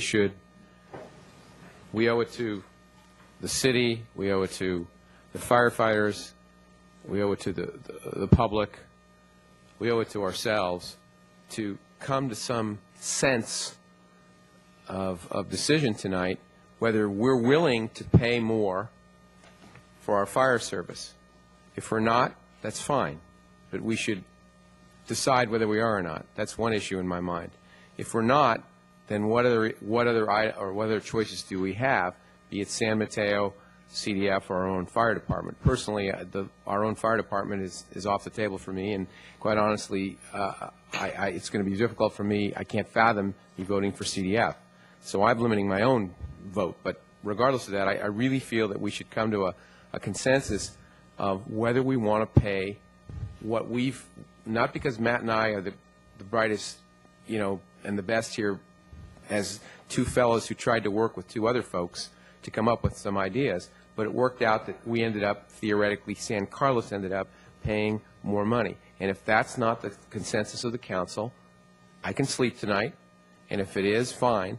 But I think we owe it to everybody here, especially the firefighters, to give them a vision of what in the bloody blazes we're going to be doing. These guys, for men and women, have been on the bubble for 18 months, or however long this thing is, or is 14 months, since Belmont said we want a divorce. They've been just waiting. I can't fathom working for a company if I was in private industry and sitting on the edge of my chair for 14 months. I would have chosen to go other places, which some of them have done, or I would have just said, you know, this is the end of this. And these people have, most of them predominantly have stayed and worked and done their job and tried to come up with ideas in this process, as evidenced by some of the spreadsheets and whatever. And Gary Foth came up today and stood here and said he's willing to, the firefighters are willing to have good discussions about concessions. So maybe there's a situation there where we can pick up, as Forrest said, where the dollars don't go up as fast as we think they're going to go up. And I don't know. I just feel that we owe everybody a decision of some sort tonight, and even Belmont a decision too. I'm not leaving them out of the mix. Whether we're willing to pay more, one question, and then if we're not, what is the consensus of the council to do? So that's what I'd really like to come to a vote on sometime in the next 18 minutes before Ms. Siegel-Doherty has to leave. Well, I'll basically put it out there. I can't imagine supporting a 42% increase in the costs. I don't think our budget can support a 42% increase. As much as I value and appreciate what South County Fire has done. So and at the same time, I'm of course looking for the win-win, and I want to see the firefighters of South County Fire stay together and be able to stay together, because I do think that there's a tremendous value in keeping that whole. So what I would actually like to see is that we work with Belmont, because I mean I went through the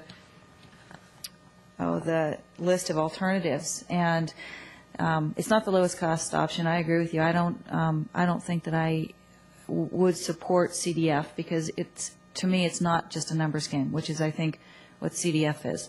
But I think that the opportunity to maybe short-term contract with San Mateo, long-term look towards more of a regional solution, not only with San Mateo, Belmont, but look at including Foster City and potentially maybe even Redwood City in that as well, and set a goal for ourselves to go through and get the political support, because I think people, other council members in other cities are recognizing the same thing that we are, is that there is an advantage to be gained by more of a regional approach. There are some savings, there are some benefits. Right now, I know that operationally, all the firefighters are looking at it as a regional approach. I mean, they cover each other's backs, they man each other's stations when they need to. To them, I mean, it's like it should be. The only question comes down to funding. What's the governance? How do we fund it? How do we make sure that each entity pays their fair share, whatever that is, and move forward? But my response is that if the number is 13 million, and our number, according to what sounds like it's the negotiated 47-53% split, ends up being 6.8 million. I don't see how we can afford it. We'll all recognize that we can't afford it the way we are. And I think the only way this flies is that the public joins us in maintaining their fire service. And so my proposal would be not to discount that, but to believe that the public is willing to cough up. Now, I know they didn't do it last time, but I think that with a good education campaign and with the work of all of us, perhaps they would do it this time. I think an amount of $70 or $80 a year is not something that would be a problem. I don't want to prejudge the election, but it seems to me that the overwhelming sense from the public is that they want to maintain South County Fire. And so in doing so, they're going to have to help us. So I would suggest that if we do move it forward, that we basically request that the Belmont City Council continue to join with us in the reorganization of South County Fire, that we recognize the work of the 2x2, and that we agree to the 25-25-50 split. I understand we're paying more, but I think there are reasons why that's appropriate. Further, I would suggest that we would have no objection to the 11 operational issues, that we can work these out. There are fine points about where we're going to staff, where we're going to be, and who's going to handle payroll and all that, but I think that people who want to get something done will agree to it. What I also suggest, though, is that we renegotiate the split of unfunded liabilities so that the 50-50 is maintained to the time where we restructure. And that the time of restructure is perhaps 30 days after a successful election. And that successful election assumes a $13 million amount or a better amount as we negotiate between the parties. And whatever South County Fire negotiates with us and offers on the table becomes a part of that $13 million. In other words, their concession becomes part of the fund. And I think that approach would allow us to continue the South County Fire reorganization. That doesn't mean it's going to happen. It doesn't mean we're going to get the election. It doesn't mean the public is really going to support it. It doesn't mean we won't fall out over fine points. But I think we reached a high point in the process where, with the help of Bob and Matt and Dave and Cora Lynn, they brought us to a point where we now can agree to something. And I would propose that we do agree and that we carry on with these items in mind. So that's my take on it.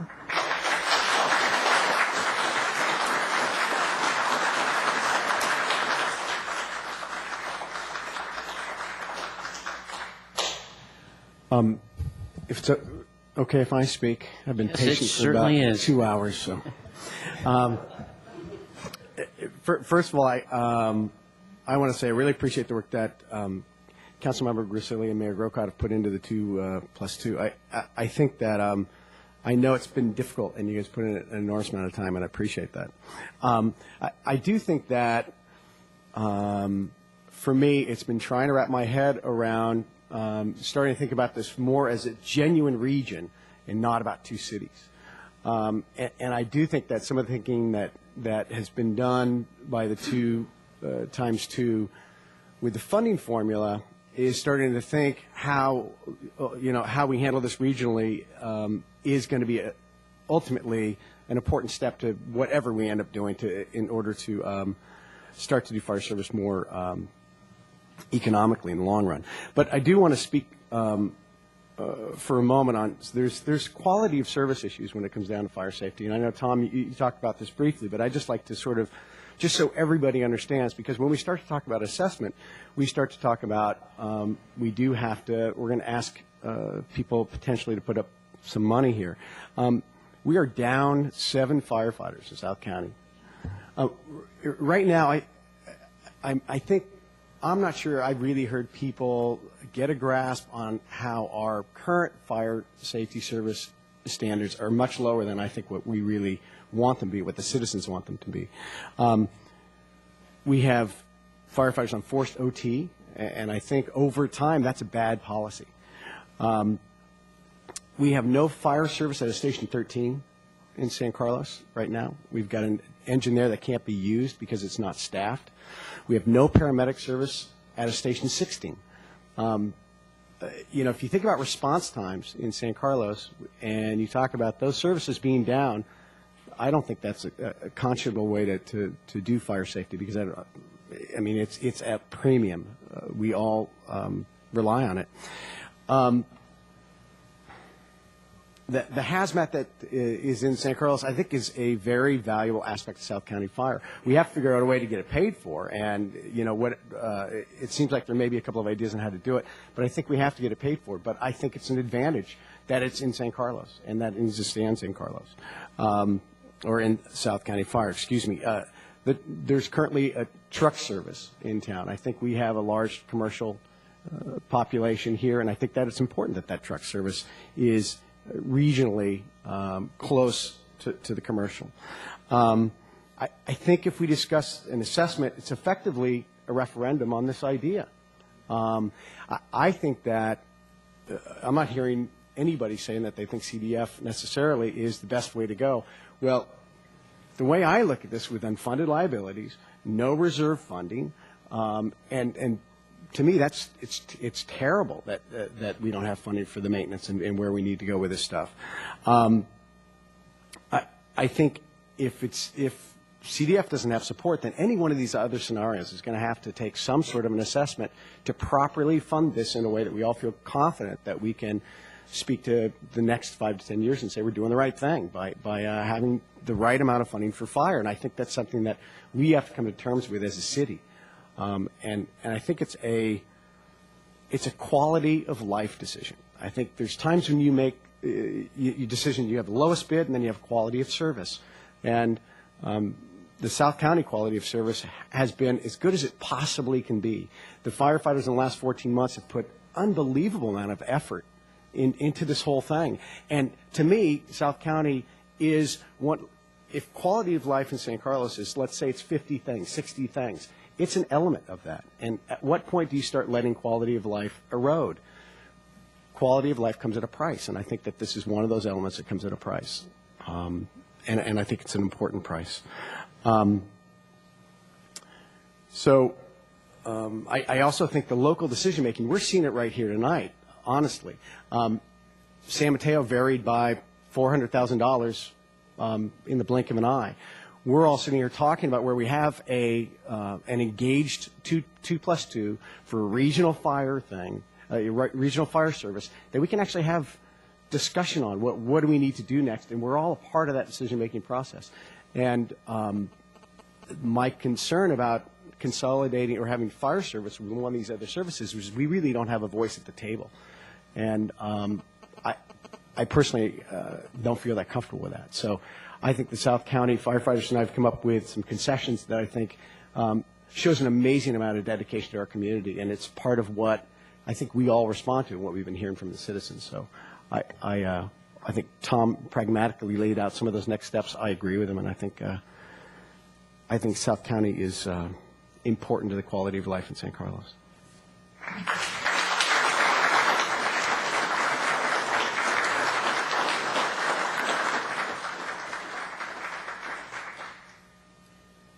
I think we can do this before 10:30, perhaps, but we could entertain a motion to extend the meeting for a little while longer, if it would please the council. We probably better extend it a little bit. A little bit, yes. I'll move to extend. For how long? Another half hour. Another half an hour. Okay, till 11 o'clock? 11 o'clock. Till 11 o'clock. Do we have a second? Second. Okay. Do we need to vote on that then, I guess? Yeah. Voice vote. All in favor? Aye. Any opposed? Okay, 11 o'clock it is. I just want to make a few comments, and then we're going to have to, I think I see the votes on the council, but we need to firm up an actual proposal that we want to move forward with. I think Tom has done a great job in doing that, but I want to make sure we have it down correctly. The only comment I want to add to is I want to agree with Inga's comment about regionalization and, potentially working with other cities in the future. But I think the way to do that, if we go to a contract situation, we're not really cooperating. We're just simply buying service from somebody. If what we're trying to do with Belmont, and where we have had some problems, obviously, and that's why we're here tonight, is we're trying to co-op together, work together. And I think that is a little different. And the reason I would like to see this work is because if we're going to co-op with other cities, it's going to be in some way, shape, or form that's similar to this. And we've got to show folks that this works, I think. If it doesn't, then it doesn't. And regionalization is some kind of dream. So that's the only comment I wanted to add in here. Actually, with what we're talking about. I wanted to also just get some clarification, because if indeed the long-term approach is for more consolidation, but it's also to keep South County Fire or some version of South County Fire together. The other thing, I'm almost thinking we ought to have a plan A, plan B, because depending on what Belmont does tomorrow night, Belmont could choose one of three actions, and our action tonight assumes that Belmont shares the same sentiments that we do and is willing to pay the additional cost and willing to go out. And the two by two fire board members would have a better sense of that, but again, it's two members of our council, obviously not a majority, two members of their council, obviously not a majority.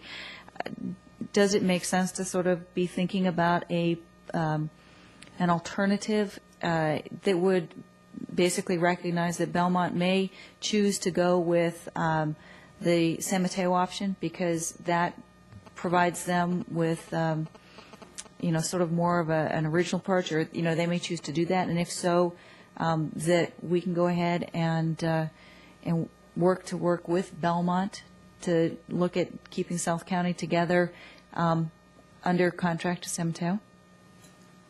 Or is it, Tom, in your mind, that South County Fire is South County Fire, and that's the whole goal? Well, I really appreciate the long-term objectives. I just feel that before we have something to sell, we've got to have something to sell. So I think we could sell a South County Fire into a large organization.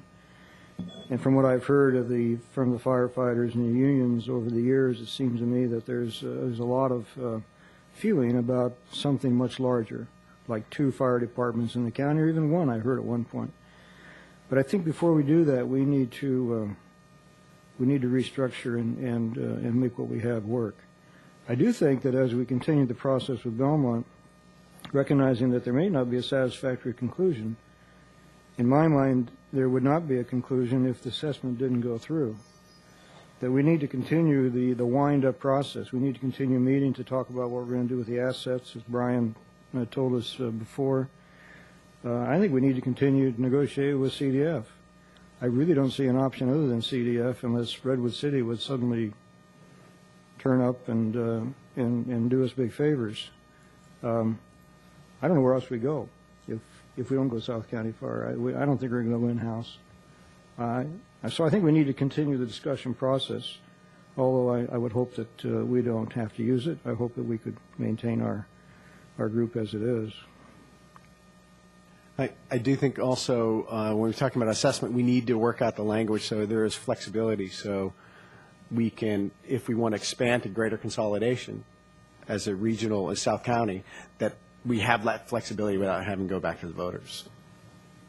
Yeah, it seemed to me that we could. I don't know if you do that in the ballot or if you do that in terms of the operation, but the money is going into the fire service, but it's being credited to San Carlos. So if it's credited to a larger group, I don't see really any difference. But you're right, it needs to be in there, and we need to cover it.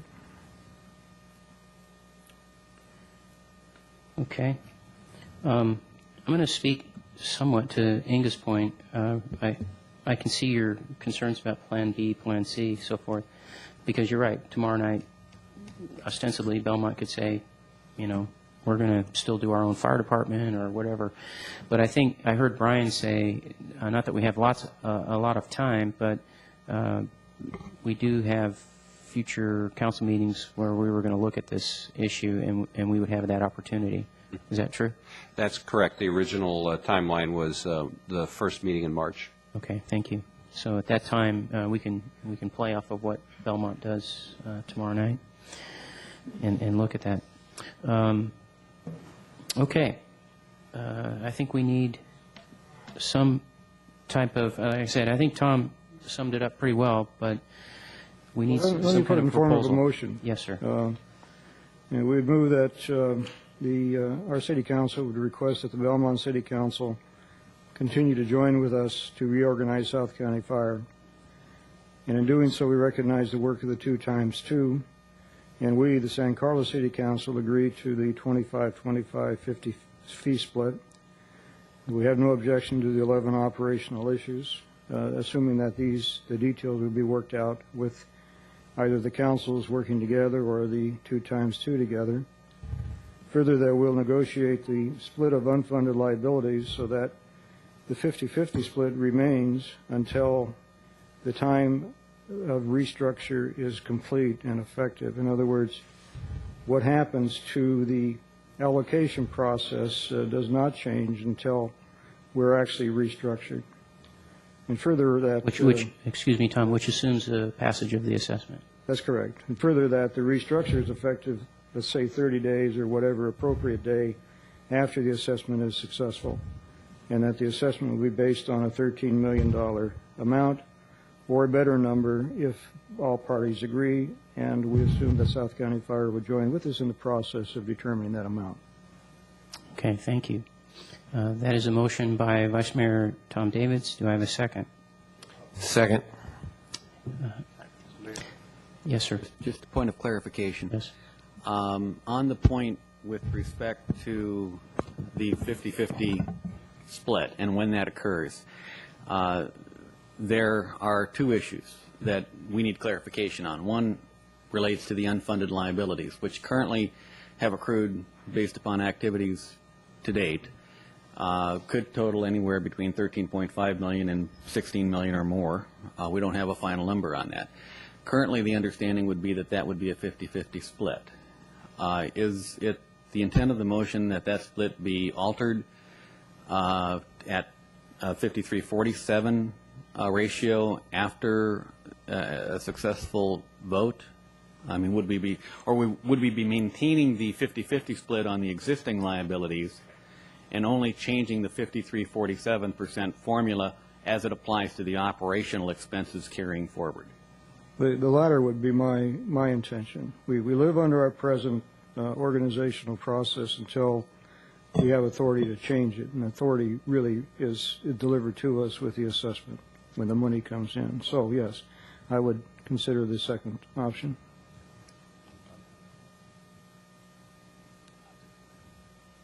Tom, just to clarify, and does that include ongoing costs until 30 days after the assessment would occur? We're running the fire It's not department. just the unfunded liabilities, but it's the ongoing costs of 50-50. We're running the fire department until 30 days after the assessment.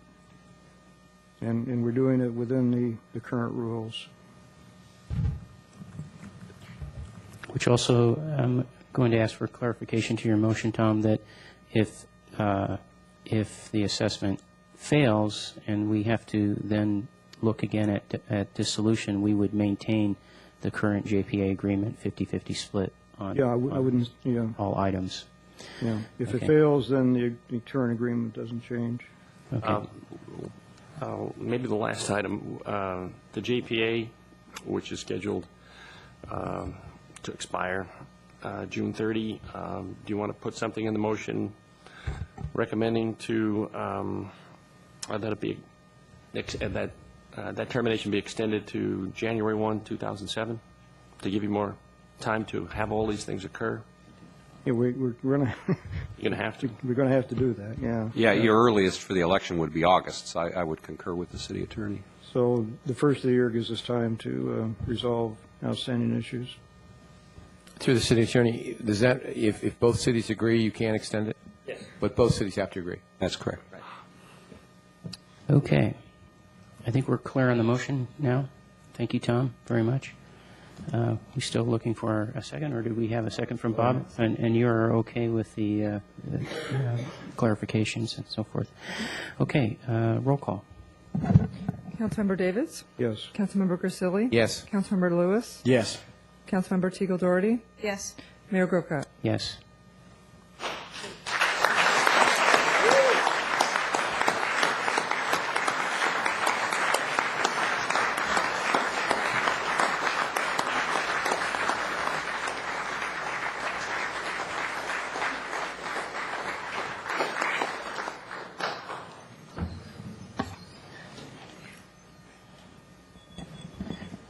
We do have more business to take care of. We have item 7H, which is consideration of contracts for finance director, planning, public works, city engineer, city attorney, and proposals to combine planning, building, and housing functions into a reformatted community development department. And I believe what we'll do, Mark, is we will start this item, but we do have a finish time at 11 o'clock. Through the chair, I want to make sure that Yeah, through the Council- chair, I need to excuse myself at this time. I Understood. have things I need to do. And in fact, I don't believe you're going to get through this item, and I would almost recommend that you continue this to the next meeting, because I don't believe that this is quite a bit. Let me ask you a question, Inga. Would you mind if we had a presentation on it and we don't take any action on it tonight? You can watch the presentation, and we can allow for the question portion when you get back, but just a presentation by staff at this point to present the item and talk to us about it. Well, I would just be, I would not like to lose track of what the presentation was if we're considering this for action at some point in the future. So, I mean, unless there's a time constraint that some action needs to be taken tonight, in which case, you know, I will certainly, I have enough confidence in my fellow council members to take it up. But you know, we have these high-paid consultants sitting around waiting for this. Well, then I would suggest that the Type A consultants go ahead and do this, and I can always check it out on the web from home. Yeah, So I'll drive fast, but not exceed the speed limits. Okay, thank you. Thank you, Inga. Yes, sir, Mr. City Manager, your report. Honorable Mayor, members of the City Council, this item is back before the City Council at the Council's request. It has been asked of us that we would revisit the contracts that were studied by the Harvey Rose analysis. Those contracts include contracts for Finance Director and Finance Services, the City Attorney, Public Works City Engineer, and Planning Services. The staff report goes into considerable detail. We've provided copies of the contracts that we currently have in those 4 areas. And the staff report makes a number of recommendations with respect to how staff would suggest that we move forward in carrying out the services that those contracts currently provide to the city. Specifically, the recommendation will be that staff be authorized to negotiate revised contracts with Neil Martin and Associates for planning services and to negotiate a revised contract with Mactari Engineering for Public Works Director and City Engineering Services. Additionally, we're recommending that there be a reorganization of the planning, building, and housing functions into a reformatted community development department. With that, as part of the discussion during the last time that the contracts and the Harvey Rose analysis was before the City Council, there was some suggestion that staff provide additional comment with respect to the Harvey Rose analysis. And I've done that within the context of the staff report, primarily specific to the planning services and public works components within the report. In my estimation, the Harvey Rose analysis looks at the cost in one point in time, one fiscal year, for the 4 contracts that were before it. It took no, or made no effort. It wasn't part of the scope of services to analyze the quality of the service that was being provided by any one of those contracts. It merely looked at the cost of providing those services. And in my estimation, the cost for each of those, in each of those areas, was very, very close. It was a plus in one area, a minus in another area, but the bottom line is that if you looked at it in a holistic way, the cost comparison in each of those areas vis-a-vis providing those services with staff employees that were employees of the city or whether it was via a contract methodology were marginal. And in that the Harvey Rose analysis did not attempt to analyze the quality of the service, I don't believe it is something that is going to be of much value to us in making a recommendation and moving forward in how we attempt to provide the services in any of those 4 areas. Beyond that, I'm willing to respond to questions with regard to that particular point, but just generically, that is exactly how I feel. With respect to the 4 areas, as I noted within the staff report, regarding finance, the issue has already been before the City Council. We, at the staff level, have proposed a reorganization to create an Administrative Services Director position. The Finance Director has indicated that he would like to dedicate all of his time, starting with the 1st of July, to the RGS-LGS private nonprofit entity, and therefore not be providing services as Finance Director to the City of San Carlos at that time. The creation of the Administrative Services Director position, the reorganization, is already underway. We've advertised internally and are in the process of scheduling interviews with the hopes of being able to promote into that position in the very near future. Therefore, we're not making any recommendation at this time specific to the Finance Department because we feel like we've already taken steps to reorganize and to address that particular issue. Secondarily, I'm not bringing forward any recommendation regarding the city attorney. The city attorney reports to you. The other two areas are related to planning and public works. The planning department has been under contract here on approximately 30 years. There was a request for proposals, as I understand it, back in the late 70s that Neil Martin and Associates, or the predecessor, Martin Carpenter Associates, I believe, went through and obtained the contract for planning services. It's been reconfigured as Neil Martin and Associates subsequent to that time. The contracts have been before the City Council periodically for approval and for adjustment with respect to compensation. I believe that the performance that has been provided by Neil Martin and Associates has been very, very good. And I think those services are solid, and they are performing at the direction of city staff. And accordingly, I'm suggesting to you that it would be our recommendation that we renegotiate a contract with Neil Martin and Associates for ongoing services. However, having said that, I do think that there are some changes that we can make to the contract. And I think those changes can be made both with regard to the contract with Neil Martin and Associates for planning services as well as with McTarry. I think there can be some consistency brought to those contracts in terms of how they're structured. I think both of them can be set up in such a way that there's a retainer for base services, that there are additional reporting requirements within both contracts regarding the time allotment that is being provided in reaction or response to that retainer, and that some additional services then can be purchased on a time and materials basis as the city's needs those services. And so you would establish a base contract that provided for a retainer, that provided for basic services that you know you're going to have, and then you would purchase additional time as need be.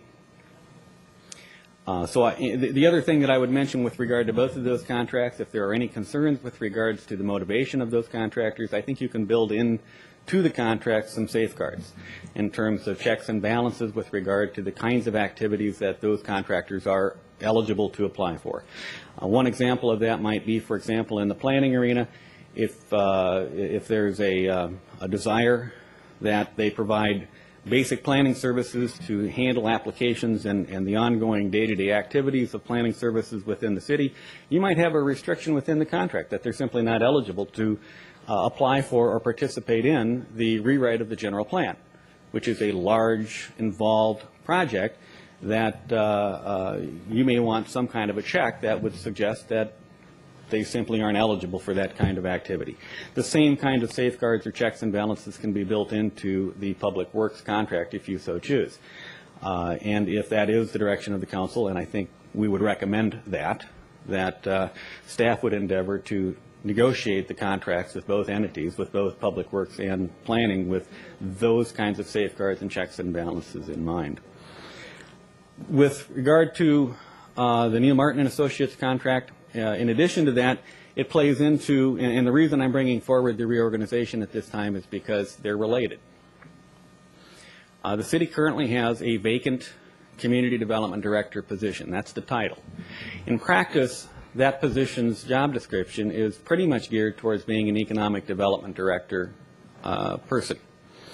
That's the nature of the activity that that position has performed in the past. It is not uncommon that community development directors actually be more involved in all of the development activities and processes within an organization. It can be as broad or as narrowly defined as you might like. What I'm recommending to you within this report is that we reconfigure the job description for the community development director so that the person is responsible for planning, building activities, and housing activities.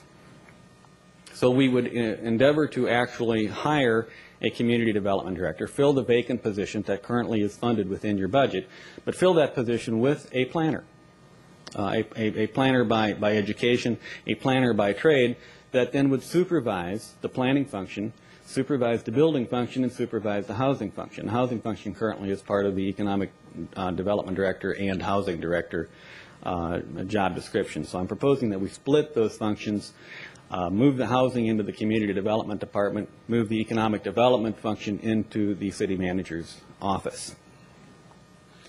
By doing that, you would fund the Community Development Director position partially from funding that is currently being proposed or set aside for that from the redevelopment agency, but partially from the revenues that are being used to finance the Neil Martin and Associates contract. And so I would propose to you that we would renegotiate the Neil Martin and Associates contract in such a manner that some of the resources that are currently being applied there in terms of revenue would be redirected towards the Community Development Director, because it's going to be a planner who provides direction and oversight to that particular departmental function, but also can perform some of the high-level planning functions that might be necessary on a day-to-day basis. With respect to the Public Works Director, City Engineer, in many ways, what we're proposing here is similar in that we do believe that there is a advantage to thinking in terms of the succession of that particular function long term.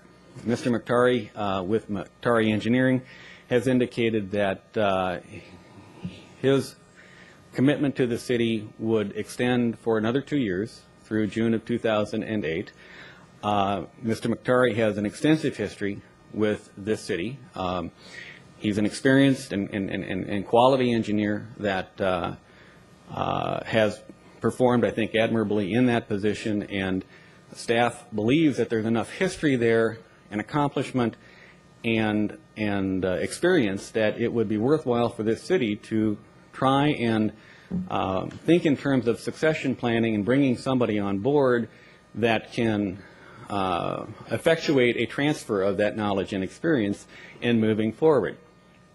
We're proposing, similar to what we've talked about in the planning world, about bringing an employee on board and having an employee-based director at the end of the day, but we're proposing that that occur over time. And there's a couple of reasons for that. One is that this is going to be, I think, a very difficult position to fill. It requires a licensed engineer as well as a manager. My experience would suggest to you that those are qualified applicants are in short order. They're in short supply. And I've talked with some professionals who do recruitments for that position.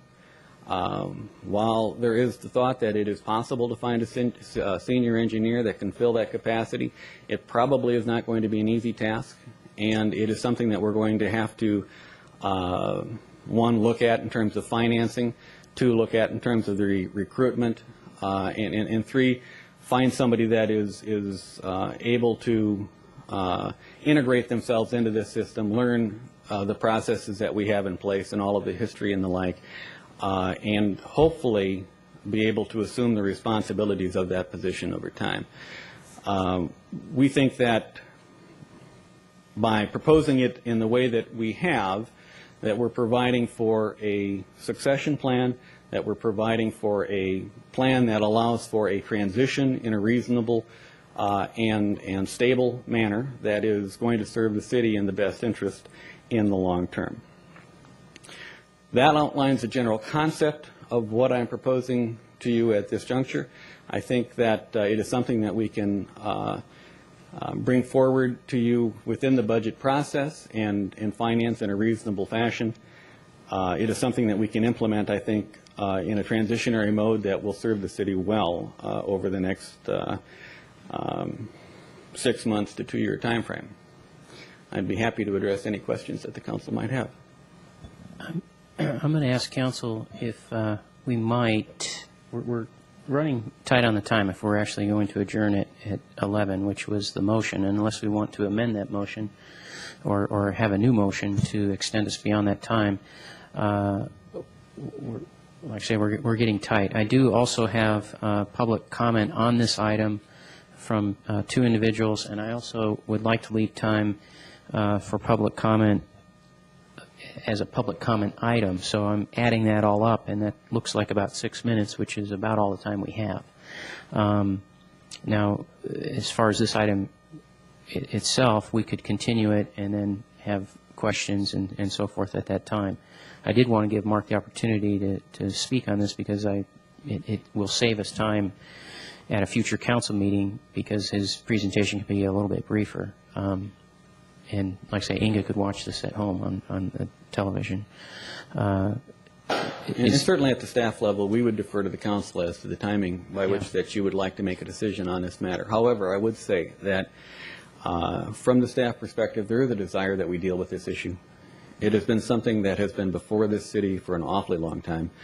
And my concern would be, as the manager here, that if we don't deal with it forthwith and in a responsive way, and that we run the risk of having a similar situation that we have with South County Fire, and that employees don't know for sure exactly which direction that we're heading.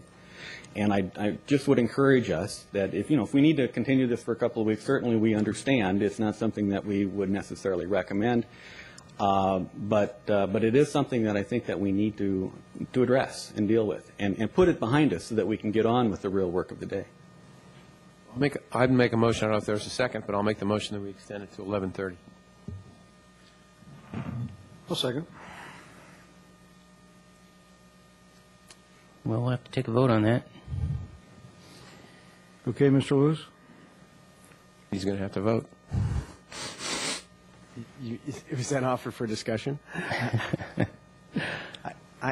I totally respect the need for expediency as far as these decisions go, and I can completely appreciate the position of staff. I just have to say that it's really important discussion here, and we've got there's policy discussion in general for contract for services that I thought would come up as a general topic that I think we need to talk about as part of this issue. The planning and public works, we need to actually spend a little time in this, and the new director position, and by saying that I don't mean to sort of say I'm for or against anything. I'm just saying that I don't know if this is the right amount of time to get this done and get it done in the right way. And so my suggestion would be that we do it in 2 weeks, and we make sure it's the first part of the agenda and we get to it. So that's just where I stand on it. And I think Inga deserves to be a part of this discussion. I think it's important. It's been around for a long. If Matt agrees with you, then the motion's moot. I do agree with him. Okay. So, and I would say that the public should be able to speak, as you said. Yeah. Okay. Thank you, Mark. Appreciate it. And that was handled properly. The speaker is Brian Randall, followed by Jeanette Randall. I'd be obliged if you would give my time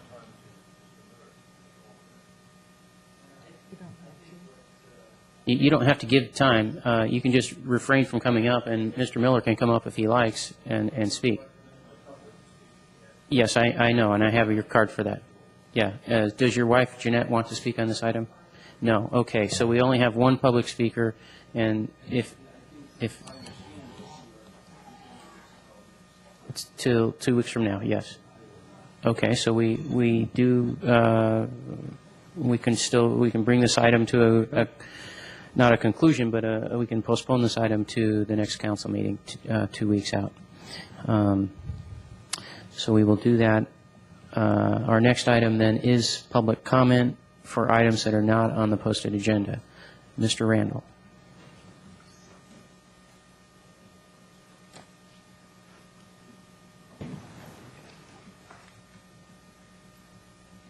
I would like to say something about the listed agenda, but I'll just have to say thank you for your votes this evening. Thank you very much. Now, and it's made my evening, the fact that you voted the way you did. Anyway, I have something else to say, of course, here. Tonight, San Carlos Council member Inga Doherty has accused me of making a false accusation, and the council has gone along with that. I have to advise you that she and other council members are in disagreement with the Superior Court of California. The district attorney prosecuted on 12 counts, resulting in a fine and probation. That is a fact, not false. You have responded tonight by attacking my honesty and integrity. I again ask you that you do your duty, inform yourselves of actual facts, a 6-minute video at San Carlos Police Department. You owe it to the citizens of San Carlos and yourselves. Thank you. Thank you. That concludes public comment and brings us to adjournment. We are adjourned.